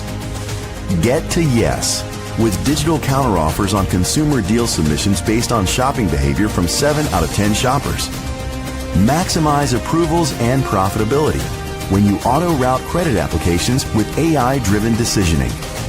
Boost deal efficiency by leveraging AI automation for built-in ID verification, fraud and compliance checks, document uploads, and digital contracting.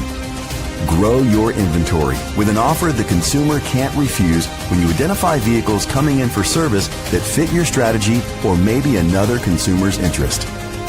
Harness the strength of unrivaled automotive retail technology with a partner wielding unmatched industry expertise for fully connected, consistent experiences that put dealers firmly in control with actionable insights for the most profitable outcomes and unforgettable customer experiences.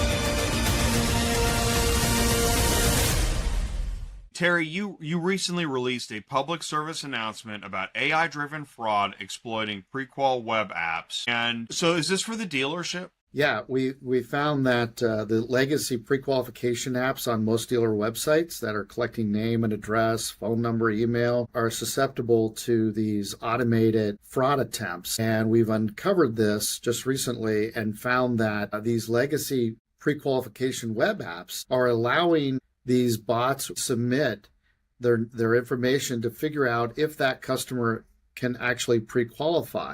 And once they find that they're pre-qualified, they can use that name and address and phone number for other applications of potential fraud that consumer would be unaware of. Dealership service teams are leaving thousands on the table. Why? Because they're flying blind. Service advisors don't know their close rates. Managers don't see the coaching gaps. Motivation fades, revenue stalls. Introducing Rocket Booster, the next evolution of performance management and training for dealerships. See real-time close rates by product and compare against store averages. Fuel healthy competition with product-specific leaderboards. Track progress over time. Spot gaps instantly. But how does Rocket Booster actually work? It starts by connecting with your dealership's DMS system to gather real performance data. For example, how many customers say yes to service, such as brakes, batteries, or alignments? Then, Booster turns that data into clear dashboards inside the Rocket app. You'll instantly see how your team ranks in each product compared to their peers and store averages. And here's the game changer. Booster links your performance to personalized training. So you don't just see the numbers, you actually get the tools to improve them. With Rocket Booster, training isn't a checkbox. It's an automated performance engine. The results speak for themselves. Real lifts in performance across dealerships, where the whole team levels up. Every advisor, every product, every time. Advisors see how to win. Managers see where and what to coach, not just who. In short, real data, real insights, and real improvement. All automated, all inside Rocket Booster.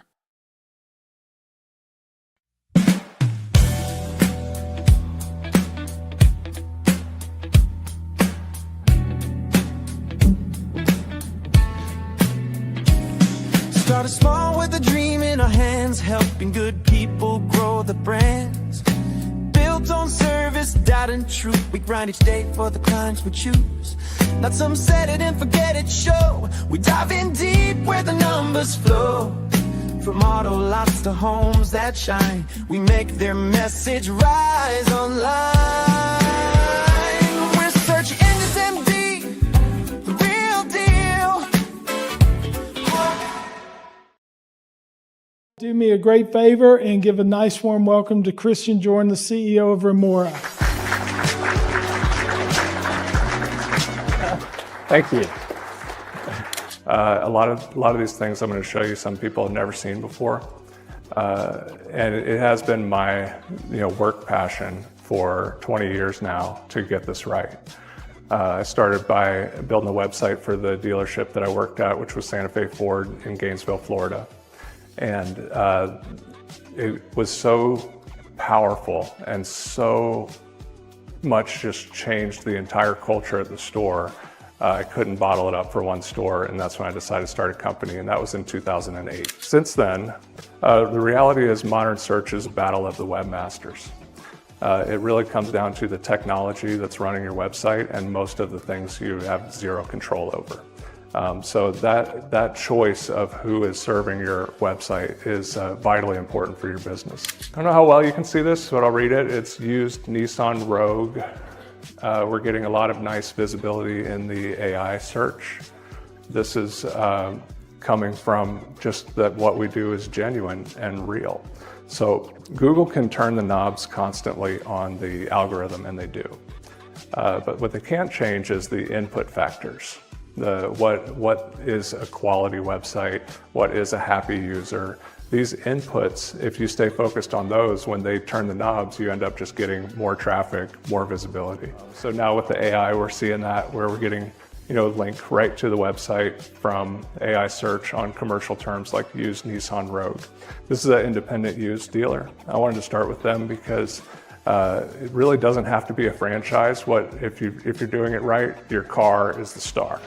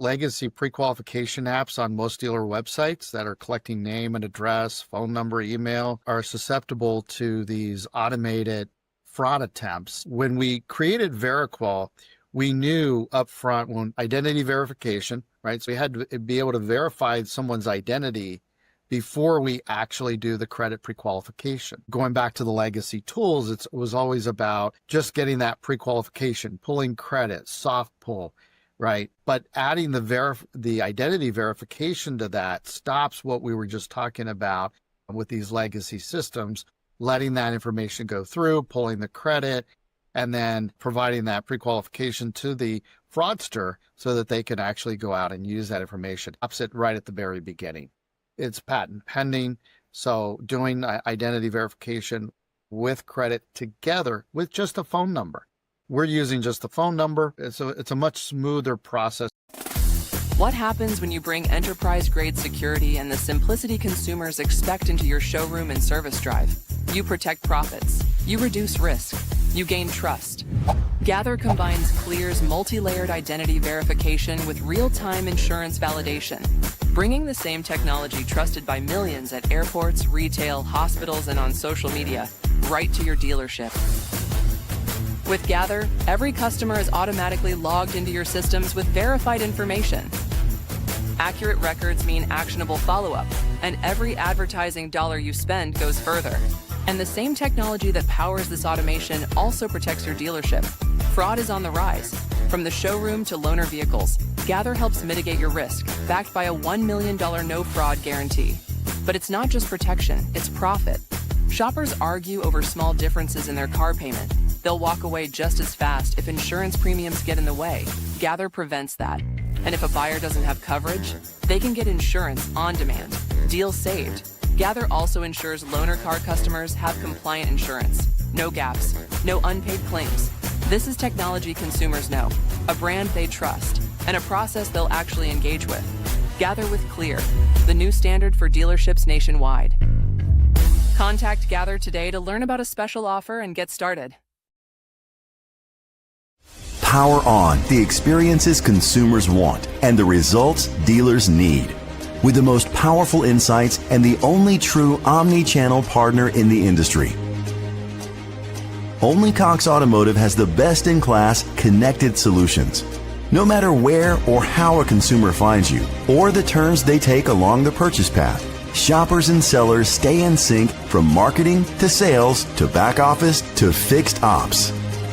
Fueled by artificial intelligence from the industry's most robust, real-time consumer database. Sellers get deal-winning insights and more control than they've ever had. With the next level, efficiency-driving automation spanning Cox Automotive products. Cox Automotive relentlessly innovates for dealers with a lineup of expertise and a customer experience infrastructure no one else comes close to.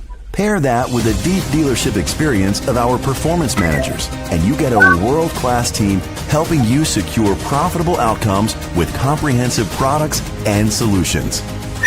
Get to yes with digital counteroffers on consumer deal submissions based on shopping behavior from 7 out of 10 shoppers. Maximize approvals and profitability when you automate credit applications with AI-driven decisioning. Boost deal efficiency by leveraging AI automation for built-in ID verification, fraud and compliance checks, document uploads, and digital contracting. Grow your inventory with an offer the consumer can't refuse when you identify vehicles coming in for service that fit your strategy or maybe another consumer's interest. Harness the strength of unrivaled automotive retail technology with a partner wielding unmatched industry expertise for fully connected, consistent experiences that put dealers firmly in control with actionable insights for the most profitable outcomes and unforgettable customer experiences. Terry, you recently released a public service announcement about AI-driven fraud exploiting pre-qual web apps. And so is this for the dealership? Yeah, we found that the legacy pre-qualification apps on most dealer websites that are collecting name and address, phone number, email are susceptible to these automated fraud attempts. And we've uncovered this just recently recently and found that these legacy pre-qualification web apps are allowing these bots to submit their information to figure out if that customer can actually pre-qualify. And once they find that they're pre-qualified, they can use that name and address and phone number for other applications of potential fraud that consumers are being unaware of. Dealership service teams are leaving thousands on the table. Why? Because they're flying blind. Service advisors don't know their close rates. Managers don't see the coaching gaps. Motivation fades, revenue stalls. Introducing Rocket Booster, the next evolution of performance management and training for dealerships. See real-time close rates by product and compare against store averages. Fuel healthy competition with product-specific leaderboards. Track progress over time. Spot gaps instantly. But how does Rocket Booster actually work? It starts by connecting with your dealership's DMS system to gather real performance data. For example, how many customers say yes to service, such as brakes, batteries, or alignments? Then, Booster turns that data into clear dashboards inside the Rocket app. You'll instantly see how your team ranks in each product compared to their peers and store averages. And here's the game changer. Booster links your performance to personalized training. So you don't just see the numbers, you actually get the tools to improve them. With Rocket Booster, training isn't... All right, guys, ready for panel number 6? Rewrite the rules of presentation with AI. In this Rock Ed sponsored discussion, again moderated by Charlie Volgenheim, explores how AI is rewriting personalization from smarter recommendations to real-time communications. This session shows how technology is helping us speak directly to every customer journey. Advisors don't know their close rates. Managers don't see the coaching gaps. Motivation fades, revenue stalls. Introducing Rocket Booster, the next evolution of performance management and training for dealerships. See real-time close rates by product and compare against store averages. Fuel healthy competition with product-specific leaderboards.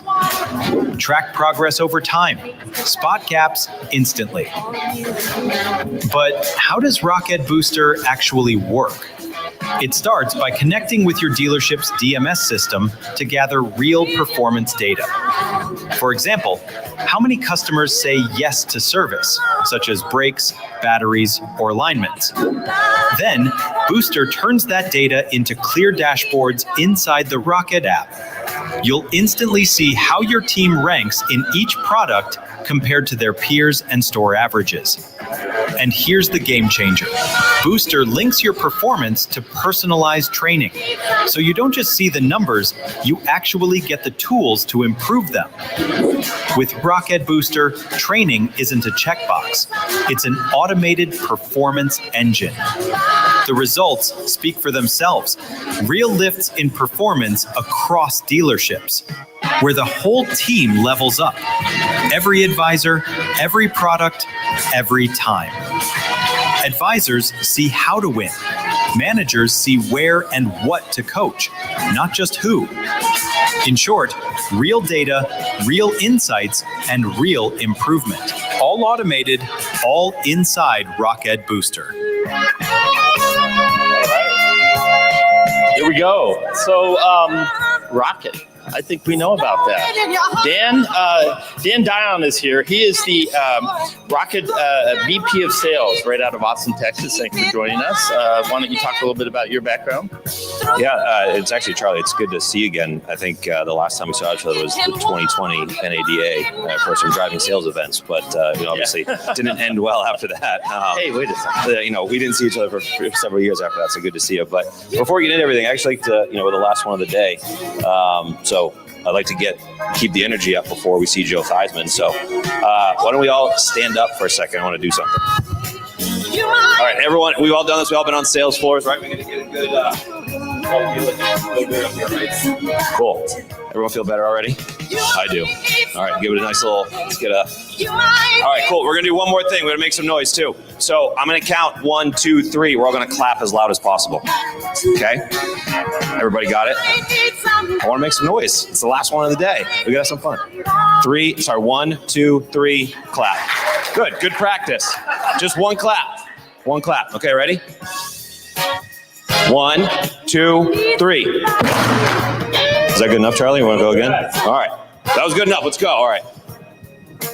Got to do something to get some energy going before we get into it. But no, Charlie, thank you. Like I said, been a while. So prior to Rockhead, I was at Car Gurus before anybody knew what Car Gurus was. A little garage. We had wires duct taped on the floor.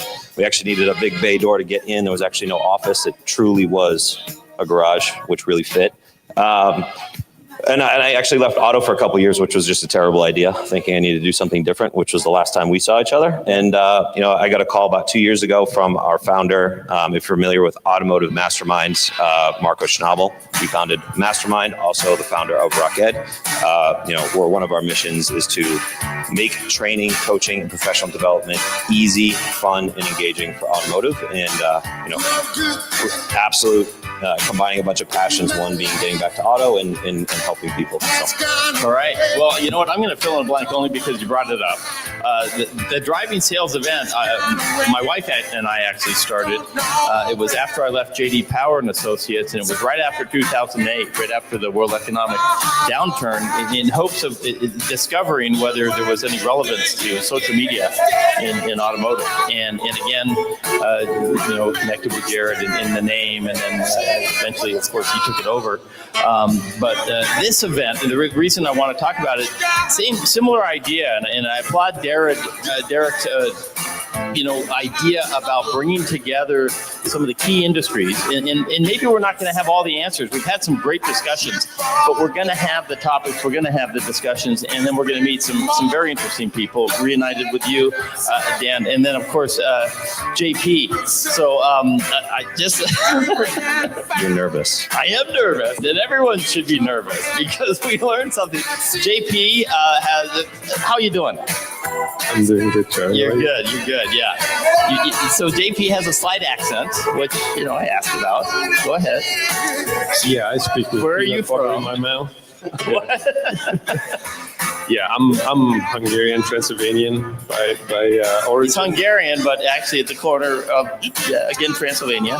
Yeah, family is Transylvanian, so I am technically a Count.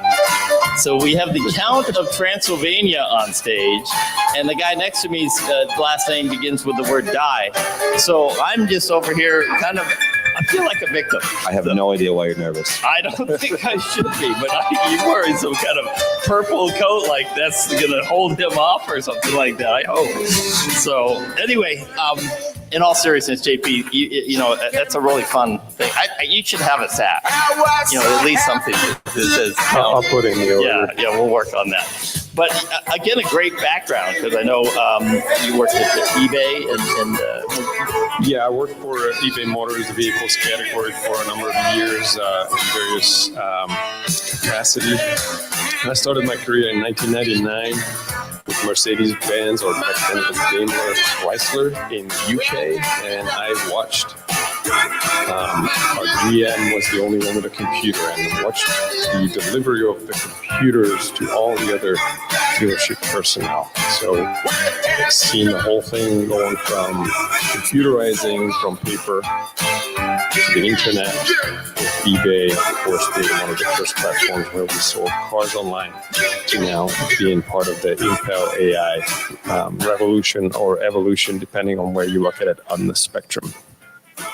Yeah, and then you Carl Malone dealership for a moment? Yes, I also worked retail, have been a GM myself, and helped Carl Malone when he split off from the Larry H. Miller Group with some of those aspects that, perhaps his ball skills were a lot better than what. Well, okay, so let me just, one of my favorite car dealer jokes. You know why you don't buy a car from Carl Malone?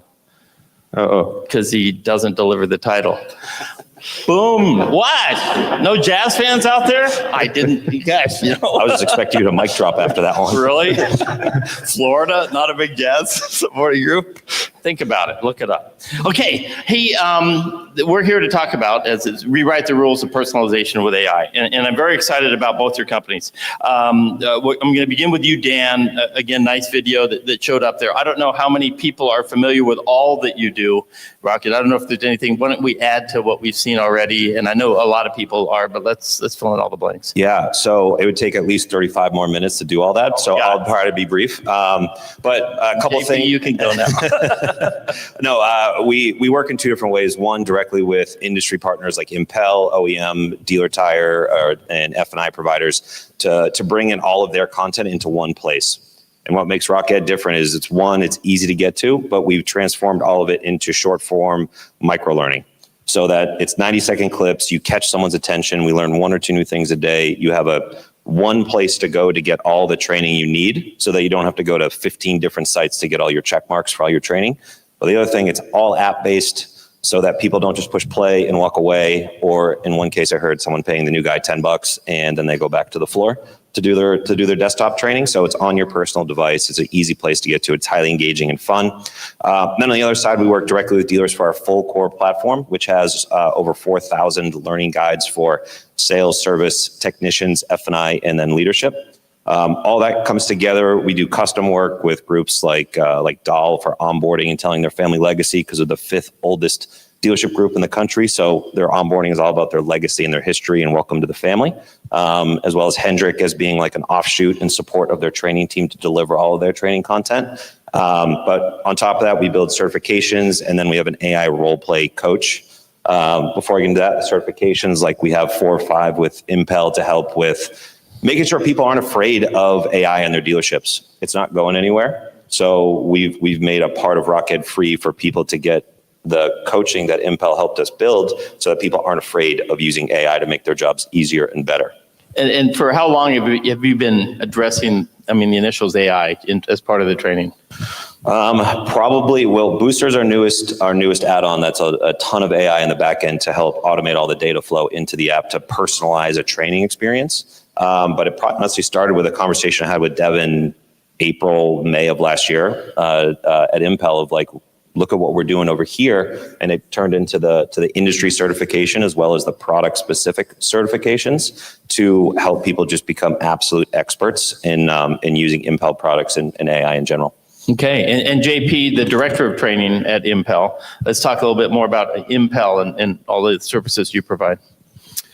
And again, I know that a lot of times in a panel, we discourage this kind of conversation. What I've told these gentlemen is, again, this is a new AI event, and we need to understand all of the players in the business. So please feel free. Yeah, happy to. And if you look on the picture, the handsome young man over there is Anthony. I'm not him with post-facial reconstruction surgery. That's for my own safety. I'm here because I'm the one interfacing with Rocket. I'm the power user and own the project internally. I thought it was because you wouldn't show up in a photograph.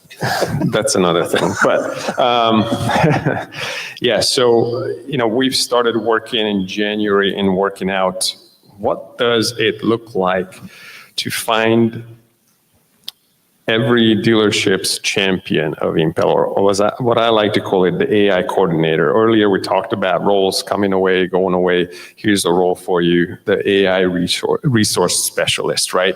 One of the things that you can do is identify who's eager to learn, who wants to be at the forefront of technology. And every dealership that I've been to has 1 or 2 of these folks already, whatever role they're in.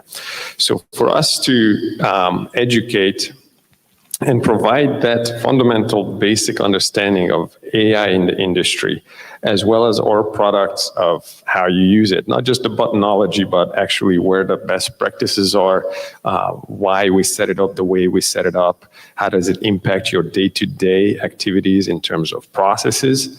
We needed something because our training team cannot be everywhere at once. And we find a great partner in Rocket in providing short bite-sized videos, kind of like, Instagram and TikTok video length educational guides that then leads to a certification. And it's been a great success for us. Again, the tagline that you have is automotive retail industry's most advanced AI operating system. Yes, we don't do anything else. This is our bread and butter. We were the first verticalized application of AI, and we chose the automotive industry. We started first as spin car. You probably heard the name, the 360s. And we still today have merchandising AI when we're talking about photography and virtual booths. And that's great. But when it comes down to sales, it's all about the customer experience. I always refer to the pre-internet age. When you had your insurance agents, your lawyer, your doctor, you also had your car guy. Not just for fixing it, but also where you went and sent the family to buy new vehicles. And that's gone away with the internet when we had the race to the bottom on price. With AI and a customer lifecycle management operating system that AI can provide, you actually can bring back and give that experience to the customer, so you message them with the right things at the right time in their life cycle. We heard that today, but it is real with having an agent that reflects your brand, that you can fine-tune, that if you're in the South and you want to have y'all in the conversation, you can have that character basically engaging with the customer the way you want your brand to be represented. And that's what sets us apart in terms of the AI, because we're not just doing generic AI stuff that's out there. We also have that last mile. Well, you can train the AI specific to your dealership needs, how you do business. Do you do out-of-state deliveries? How about these tariffs? And all these questions can be trained specific to your rooftop. Dan, I have to ask, because what JP is saying about, again, having an agent to represent the brand across the way, that certainly makes sense. But you're talking about DAL, that's you're saying is really working on the history. It seems like it's more of a personal approach to things. How does that reconcile? Yeah, and before I move off of Empower real quick, our first piece of what we've done for the certifications is actually demystifying being almost like, don't be afraid of it. Maybe be afraid of the Count of Transylvania, but don't be afraid of AI. Sorry, I had to. Because I think there's a lot of people out there that are afraid it's going to take their job. Yeah. And that's not what it's here to do. It's here to help you be more efficient and, help you become a better person, whatever role you're in. So our first thought of that is personalizing it to don't be afraid. But repeat your question. Oh, no, I'm going to add on to what you just said, and then I can repeat it. But yes. Because it was interesting when you say take the job, because we've had a couple people up here, and somebody said, "Oh, you're not going to lose your job," and said, "Oh, yes, you will." Yeah. But maybe it means that maybe there'll be other jobs. So in other words, maybe you'll have to do something else. So it may take your task. Yeah. But you still need that. You have a role in the dealership. Also, and I'll get it. But back to Dahl, that was a question. Yeah, I remembered my question. I just was adding to your statement. Thank you. Now stay with that for a minute. Yeah, so it's actually really cool. So I don't even want to go COVID, pre-COVID, post-COVID. Yeah. Let's just go to selling cars. Yeah. People inherently buy from who they like. People inherently join a dealership where they feel the most at home right now, where they like the culture fit, where they like the legacy story, where they actually like the people they want to work with. If we work together, we're going to be together for 50, 60 hours a week. I need to like you. So Dahl's big point is wanting to bring a personalized experience to their onboarding of, you're not just joining a Dahl dealership, you're joining our family. So the first part, and I'll get to where we're actually looking at AI to do some really cool stuff there, but the first part of that is, here's our family history. Here's why you're going to be really excited to join our family, because they want to help with retention. Attrition of your people is one of the biggest expenses of a dealership.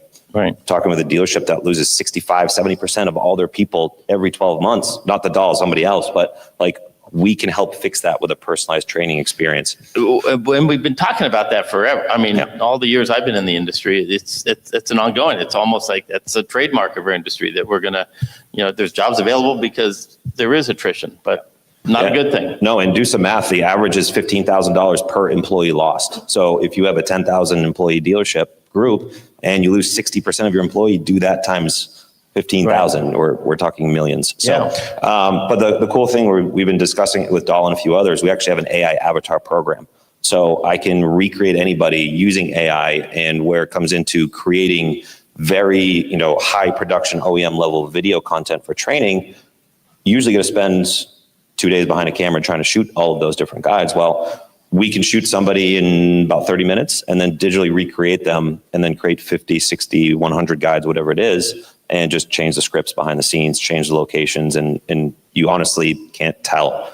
It's terrifying because my avatar, I don't know how to speak any other language. I know how to order 2 shots of tequila in Spanish. That's about it. I have an avatar that speaks 8 languages, and I'm a service advisor in England at a Volkswagen store right now. Wow. So we can do pretty much anything, but how it comes back to Doll is they actually have some video of their great-great-grandfather. So we actually had a quick discussion of, can we recreate your great-great-grandfather as part of the onboarding? So we're actually looking at that, combining with some audio recordings, using AI to kind of tie the whole thing together. So really, really cool stories there. It's got to be an interesting balance, because we mentioned it several times about, we're so excited about AI, but there's a false nature to it. Like maybe if it's because it's AI, then I'm not getting the truth or whatever. And obviously you want to make a good video of the great grandfather, but at the same time, I guess identifying it as AI or through the magic of AI, we've been able to offer his words to all of you, or something interesting going forward. We're going to talk more about content tomorrow in one of our panels, but this is an interesting aspect of it, because you're creating content to the training mechanism as opposed to for the consumer. So it's going to have a different level expectation as you're doing it, I imagine. So going back to you, JP, again, I asked Dan, when AI became in front of, why don't you again remind me in Impel, when did AI all of a sudden somebody say, we just need to put this in front of everything that we're doing? So AI has developed for a number of years, and we've been hearing about it. We had the movie early 2000s, and then all of a sudden ChatGPT got turned on, and whoops, we all know about it. And can't avoid it. We actually acquired a company out of the country of Georgia who was far ahead of everybody else when it comes to AI in 2017, I want to say, and been perfecting it since. But also to tie it in with RockEd, even internally, our team is expected to get certified in not just in our own product, but automotive industry. What is AI? For us, and it's gamified, so there are some coins to be collected. So at the dealership level, you can have competitions and spiffs and so forth, but really just highlighting that person who gets it, right, or persons. And so AI comes into play in sales right as somebody submits a lead at 10 p.m. at night to get a response. Same thing with service. It's time for your next maintenance. Instead of then going to a scheduling website, AI can present a time when it's available and when it's convenient for the customer. Let me the 2 up. Yep. Same with marketing data on that side, understanding who your customers are and when is the next time they might be thinking about trading their car in. Yeah. The interesting thing again, and you guys are doing it, I think back about, I get a chance to go to the Consumer Electronics Show every year, and everything's got just AI. It was almost, when we were talking about the internet 30 years ago, if you put .com after it, didn't matter if it was pets or toys or whatever, somehow it gave it some level of importance. I was going to ask how you get those screenshots on the... Oh, I just took them off my computer. I'm just getting there. That was amazing with the old eBay logo as well. Yeah. But so again, AI, you on the other hand are Dan training on it. So you're witnessing between the two of you. Let's talk about how something comes into the AI world, and are you, deciding that the dealers need to do this, or maybe this is a waste of time, or how do you vet that kind of thing? And if you have any examples, that'd be great. Well, I think, I use something that we kind of talk about internally every now and then. Well, no one's going to get worse with more training. Right. Regardless of how long you spend, no one's going to get worse. But I think the word you're looking for there is just confidence. Whether it's confidence in using Impel products or confidence in just general AI knowledge, or, confidence in yourself of someone who's going to replace me with technology, which is very unlikely to happen. I think it comes to that. So we actually measure that throughout every single one of our interactions. Do you feel more confident in X, Y, or Z having completed this course? So I hope that was a no. And I think that's so the word. Again, talking about course certification, obviously that's an evolving target, it seems like. So you can say right now, this is all we know about AI, but then it seems to change every week, day, month. So talk about how that grows.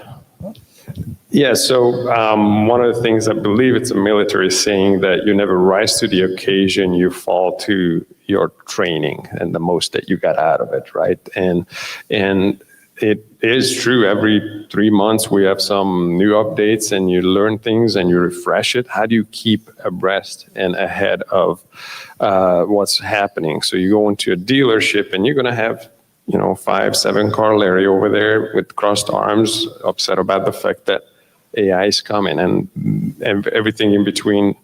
The young pop who's can't wait to adopt and work with AI.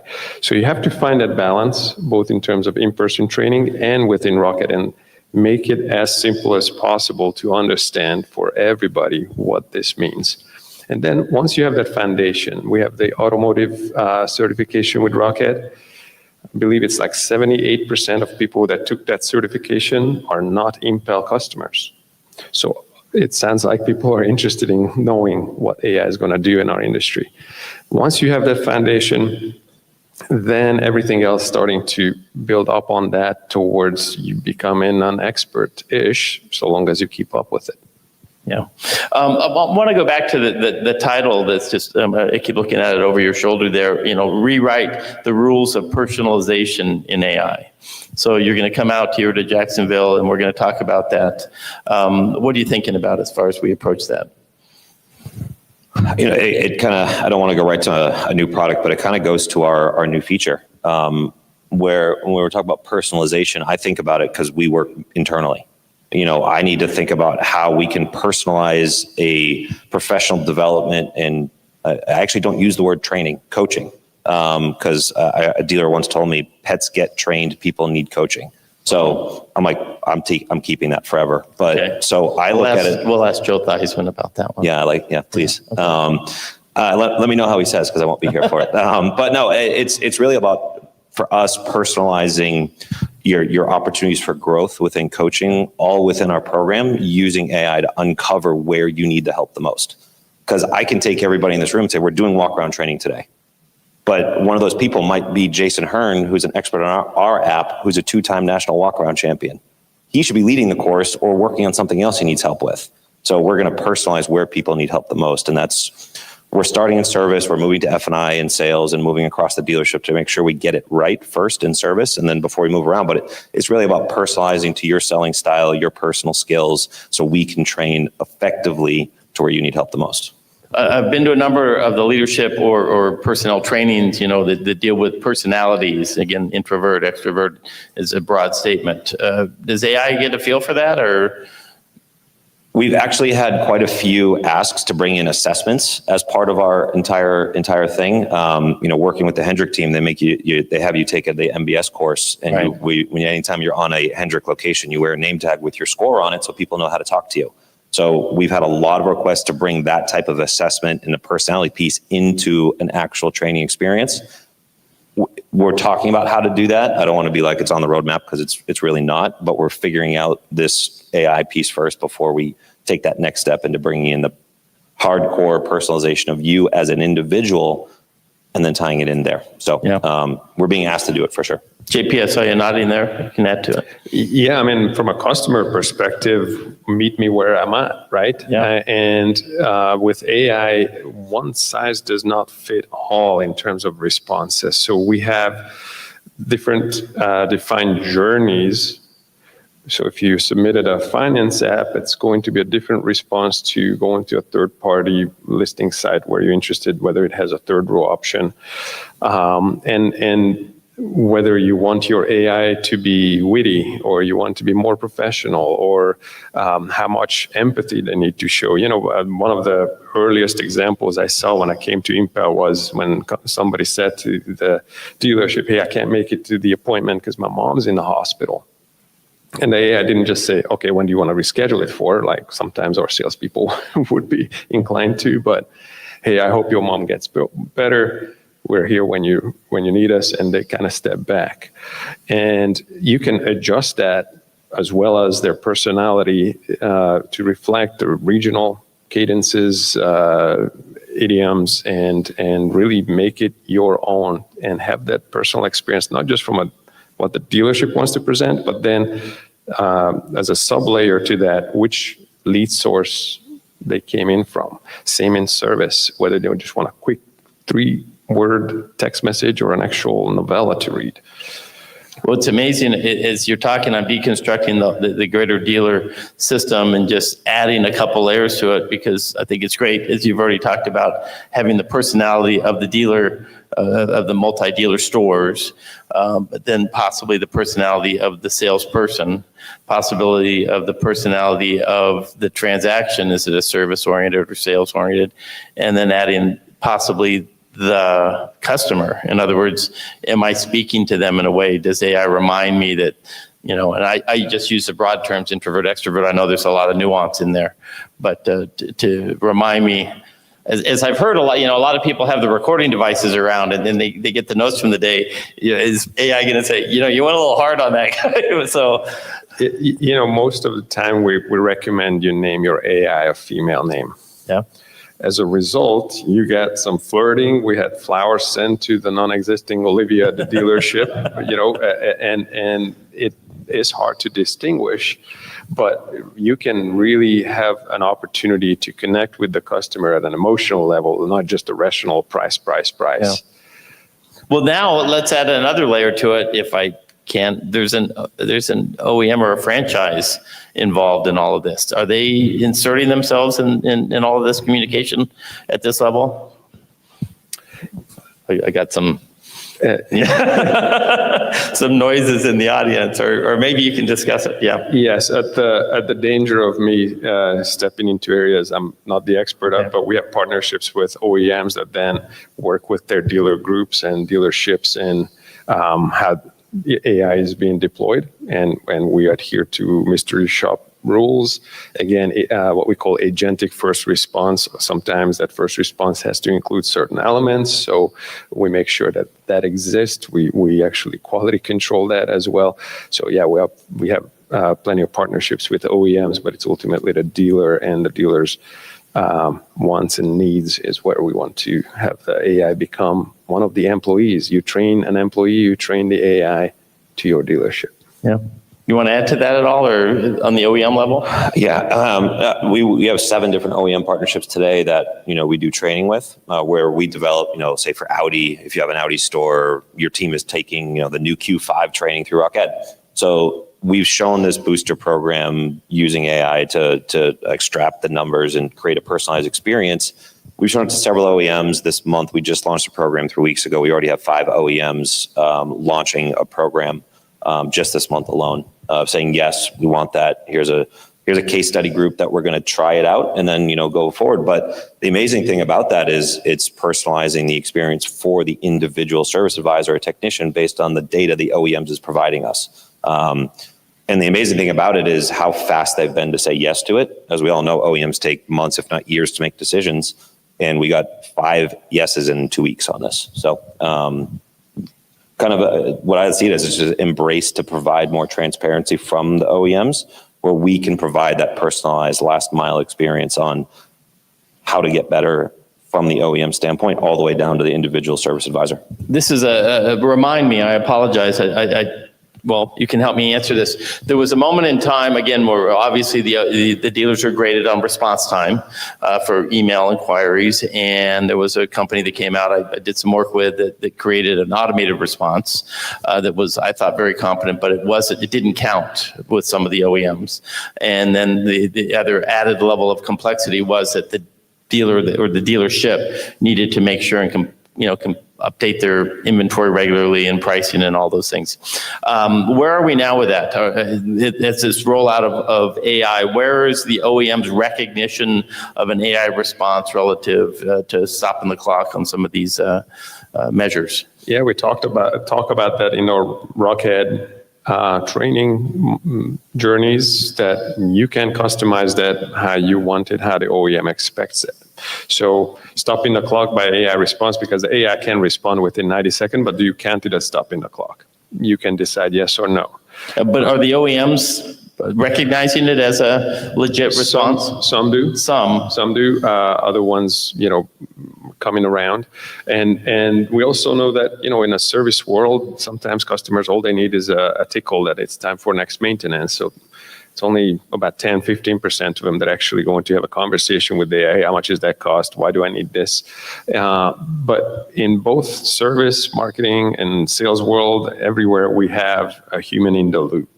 So the AI will take the customer only, what would you say, 25th, 30th yard line, and excuse me for the American football analogy from a Hungarian, but still in our half. It's not going to structure deals or tell the customer, bring your grandma to co-sign. It is still about highlighting and prioritizing the customer that's closer to a buying decision.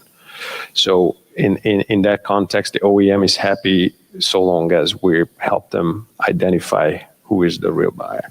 Yeah, and it's interesting to think about that. It's just one of those other aspects of this world. When we talked about, again, the internet being out for 30 years, emails becoming a thing, and then, once they became a thing, then the OEMs creating some kind of, again, stopwatch or measurement based on what's appropriate. And that was a changing goal line, if I can continue with that. But now AI, we're relative infancy, as you've been at it for years. But as we were saying, expertise in this field is really just starting to blossom at this point. So it's interesting to watch the hand-in-hand development between the dealerships, the trainers, the data folk, and then the OEMs, that everyone's kind of moving in the same direction, which doesn't always happen. So, and that's why Rocket is so important. If nothing else, it's a foundation. Get certified, understand the basics, and we'll take it from there together. Yeah, definitely. Surprises or frustrations that we can talk about in terms of, rolling out training or certification that you feel like, maybe it's necessary, but you can't get it through, or it's unnecessary, but they want it, or... I think one of the surprises, the stat you brought out earlier, was that 78% of all users actually are, not Impel customers, which I think is great. It shows that people are exploring in the app, exploring outside of what they're assigned. So, I love to see that. As somebody that's a big believer in daily continuous improvement, challenging yourself to just kind of look elsewhere of what you're comfortable with is always something we love to see. But I think that the challenge is, we hear all day, we don't do enough training, we need more training, we need more coaching. And then when we roll it out to the floor, there's a lot of convincing that still needs to happen. A quick story, I had a rep, obviously I'll leave the dealership in the city out, but 30-year vet that says, I've been doing this for 30 years. I don't need your help. I'm not doing this. I'm like, okay, well, what's your goal this month? And it's a smaller store. They don't have not a lot of volume, like 15. Okay. When was the last time you did that? 3 years ago. Okay, so what are we doing to get to 15 cars sold this month? Nothing. Wishing. Yeah, just gonna make more phone calls, So, he was on average for 9. And he said he wasn't going to take the steps to train, to relearn things he might have forgotten 10 years ago that's gonna help him sell more cars today. So what ended up happening is, he didn't download the app during the onboarding, I will say that. 2 days later, I got a call from the owner saying he downloaded the app, and he called me personally and apologized. He did 6 AI role play practices because he had bombed a deal. And he's like, all right, I'll give it a shot. He did 6 different practices of the same scenario because our role play is conversational. So it changes every time you do it. Same scenario, but it'll have different responses. So it's a real customer interaction. He did 6, walked in, apologized, and I got a note from the owner that he hit 15 cars sold 2 months after doing that. So I think the surprise is some of the resistance to want to do better, even though you don't have a plan to try to do it. So it's like, if you have goals, but you're not going to change anything to do better, then how are you going to actually get there? Well, like anything else, if you can show results, that's going to be the thing. I was involved in a corporation that was trying to bring in Six Sigma, and because that was Jack Welch's thing at the time. But again, the ideas are there. Sometimes it's just making your life more complicated, but if it makes it more successful, then all the better. Yeah, and I bring in a lot of analogies to when we talk to dealers, and the first thing I do is I never mention the word training, because we've all been there before. You mentioned training, everyone's eyes roll to the back of their head and I'm already out. So I think it was coaching or professional development, where I'd use an analogy of how a quarterback gets ready for a game. We use Joe. Watched hours of film, went to the whiteboard, what worked, what didn't work, and then we went on the field and practice. That's an 8-hour day. We can't train people for 8 hours a day with those multiple repetition points and really breaking down performance. But we can in 10 minutes by watching 2 guides, taking a quick test, and doing a practice. And that's kind of our thought process behind it. Because if I can deliver performance increases on spending 10 minutes a day in our app, then you're going to get more engagement out of it. Yeah. I hate to say that we're getting close to running out of time here, but JP, I want to make sure, as you were preparing for the conversation today, and I know, thank you, because you're not Anthony, and we did change up. And all kidding aside, we really appreciate you being here. Messages you might have had or want to make sure that we cover today in the conversation. Yeah, thank you. Here's the thing. There's a spectrum between revolution and evolution, and you have to understand where you're at in terms of your attitude towards AI. And Jose mentioned earlier, education will be important, not just to yourself, but to your staff. And Rocket is a huge component of that. I'm not going to use the word training. But to stick with that word quarterback, it is a new role in our industry and other industries. You got to find your AI quarterback, your AI resource specialist, or whatever you want to title that person, who will shape that agent, work with your team, and help them understand how this is going to be part of our operations going forward. And that's true in sales and service and other aspects of your business. And then just another one, we have the example of dealerships signing on because they felt the warm and fuzzies at an event, signed a contract, and then they sort of send it down to store level where nobody knows what's going on. We go in there, we try to force feed them something they don't understand, all the way through the dealerships that create their own landing page to educate on processes and how we're changing things and what the expectations are, and setting goals with regards to AI, changing pay plans if it's necessary.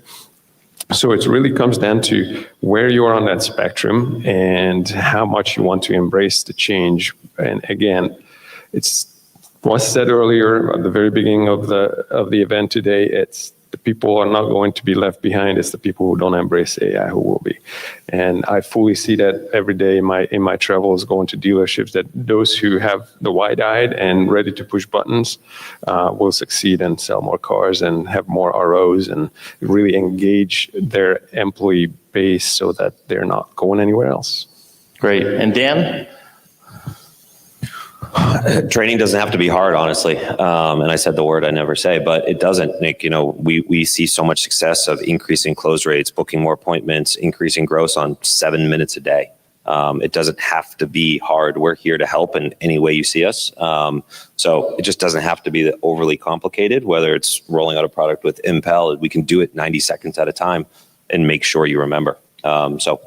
I know we're running close on time. I could keep going, but my message, it doesn't have to be hard. 7 minutes to 10 minutes is where we see that formula for success right now. Well, it's very fascinating. And again, appreciate you guys sharing at this moment in time. And I think forward what it's going to be like with an agentic trainer, or, that you get assigned either as an individual at the dealership. I told the Kevin Malone joke. Kevin Malone, but the Karl Malone joke, because I went to Gonzaga. John Stockton went there. And so there was a kind of a tie-in there. But just there, they were talking about how now students at universities will get academic advisor AI, an agentic academic advisor when they start their college, and for the 4 years to advise them on classes and when to go and how to sign up and how it's going to work in their schedule. It's crazy. I mean, and we're talking about that with the gee whiz nature of it. And then, you know, again, to see where does it really work and where does it go off the rails is interesting. Yeah, and the last thing I'll leave everybody with, and I usually start I have a session I do called Train to Retain, and I start with a question, but I'll actually end with a question. I think we're absolutely out of time, which is, there's been some amazing sessions today. You mentioned part of what Jose said earlier today. I'll challenge everyone at the end of the day, really try to remember 3 things that really stood out to you today. Really try. I guarantee you might remember one. And that's the challenge that we all face in dealerships today. And I asked that same question in a room full of CFOs. I'm on day 2. You guys were in this room for 7 hours yesterday. Someone raise your hand if you remembered 3 things. We got 0 hand raises on that. So really try. I want you to think about, what did I learn today? What did I remember? And that's the challenge we're really trying to help with. So, well, there's your takeaway right there. So, ladies and gentlemen, a nice round of applause to JP. Dan. You know, I'm the MC, so we could keep going. So, no. Hey, we're going to take a break for an hour, and everybody get ready, get refreshed. Come back down here at 5. We've got Thanks to Rocket and Charlie for helping us rethink personalization in the AI age. Stick around. There's much more to come. Look forward to seeing you then.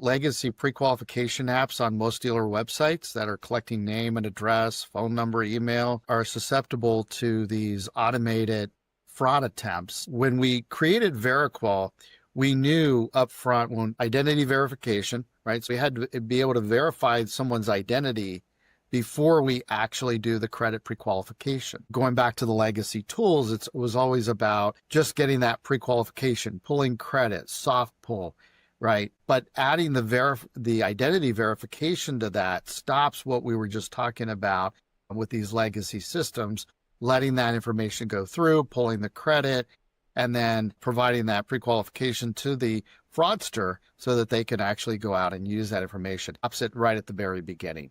It's patent pending, so doing identity verification with credit together with just a phone number.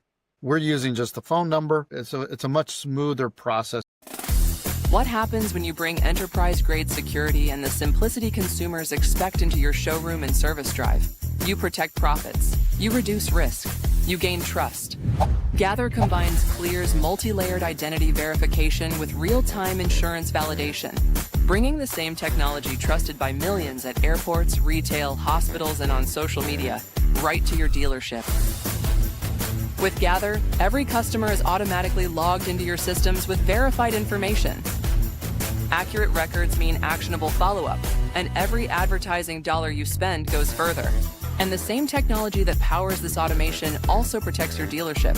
Fraud is on the rise. From the showroom to loaner vehicles, Gather helps mitigate your risk, backed by a $1 million no-fraud guarantee. But it's not just protection, it's profit. Shoppers argue over small differences in their car payment. They'll walk away just as fast if insurance premiums get in the way. Gather prevents that. And if a buyer doesn't have coverage, they can get insurance on demand. Deal saved. Gather also ensures loaner car customers have compliant insurance. No gaps, no unpaid claims. This is technology consumers know, a brand they trust, and a process they'll actually engage with. Gather with Clear, the new standard for dealerships nationwide. Contact Gather today to learn about a special offer and get started. Power on the experiences consumers want and the results dealers need. With the most powerful insights and the only true omni-channel partner in the industry. Only Cox Automotive has the best-in-class connected solutions. No matter where or how a consumer finds you, or the turns they take along the purchase path, shoppers and sellers stay in sync from marketing to sales to back office to fixed ops. Fueled by artificial intelligence from the industry's most robust, real-time consumer database. Sellers get deal-winning insights and more control than they've ever had. With the next-level, efficiency-driving automation spanning Cox Automotive products. Cox Automotive relentlessly innovates for dealers with a lineup of expertise and a customer experience infrastructure no one else comes close to. Pair that with a deep dealership experience of our performance managers, and you get a world-class team helping you secure profitable outcomes with comprehensive products and solutions. Get to yes with digital counteroffers on consumer deal submissions based on shopping behavior from 7 out of 10 shoppers. Maximize approvals and profitability when you auto-route credit applications with AI-driven decisioning. Boost deal efficiency by leveraging AI automation for built-in ID verification, fraud and compliance checks, document uploads, and digital contracting. Grow your inventory with an offer the consumer can't refuse when you identify vehicles coming in for service that fit your strategy or maybe another consumer's interest. Harness the strength of unrivaled automotive retail technology with a partner wielding unmatched industry expertise for fully connected, consistent experiences that put dealers firmly in control with actionable insights for the most profitable outcomes and unforgettable customer experiences. Terry, you recently released a public service announcement about AI-driven fraud exploiting pre-qual web apps. And so is this for the dealership? Yeah, we found that the legacy pre-qualification apps on most dealer websites that are collecting name and address, phone number, email are susceptible to these automated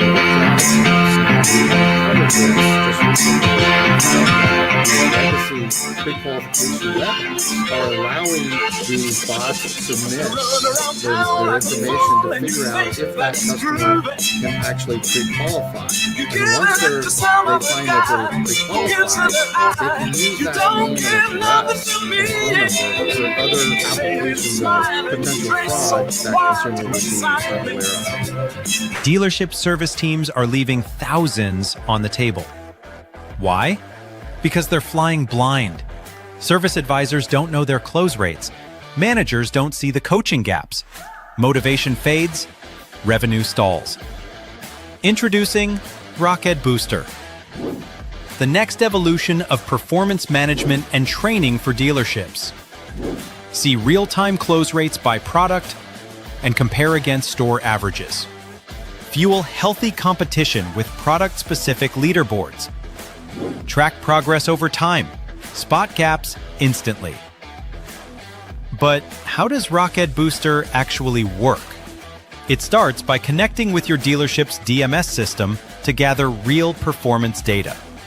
For example, how many customers say yes to service, such as brakes, batteries, or alignments? Then, Booster turns that data into clear dashboards inside the Rocket app. You'll instantly see how your team ranks in each product compared to their peers and store averages. And here's the game changer. Booster links your performance to personalized training. So you don't just see the numbers, you actually get the tools to improve them. With Rocket Booster, training isn't a checkbox. It's an automated performance engine. The results speak for themselves. Real lifts in performance across dealerships, where the whole team levels up. Every advisor, every product, every time. Advisors see how to win. Managers see where and what to coach, not just who. In short, real data, real insights, and real improvement. All automated, all inside Rocket Booster.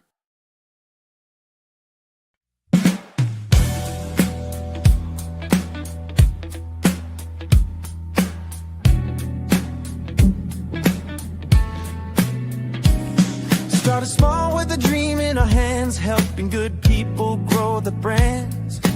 Built on service, doubt and truth. We grind each day for the clients we choose.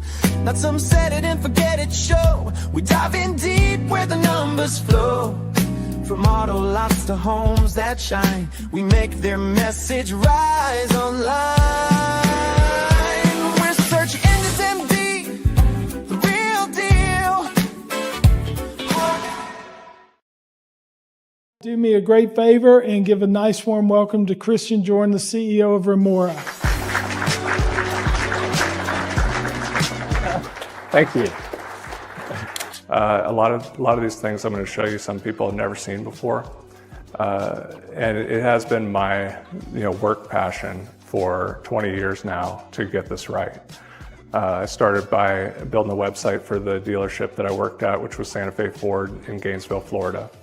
And it was so powerful and so much just changed the entire culture at the store. I couldn't bottle it up for one store, and that's when I decided to start a company, and that was in 2008. Since then, the reality is modern search is a battle of the webmasters. It really comes down to the technology that's running your website, and most of the things you have zero control over. So that choice of who is serving your website is vitally important for your business. I don't know how well you can see this, but I'll read it. It's used Nissan Rogue. We're getting a lot of nice visibility in the AI search.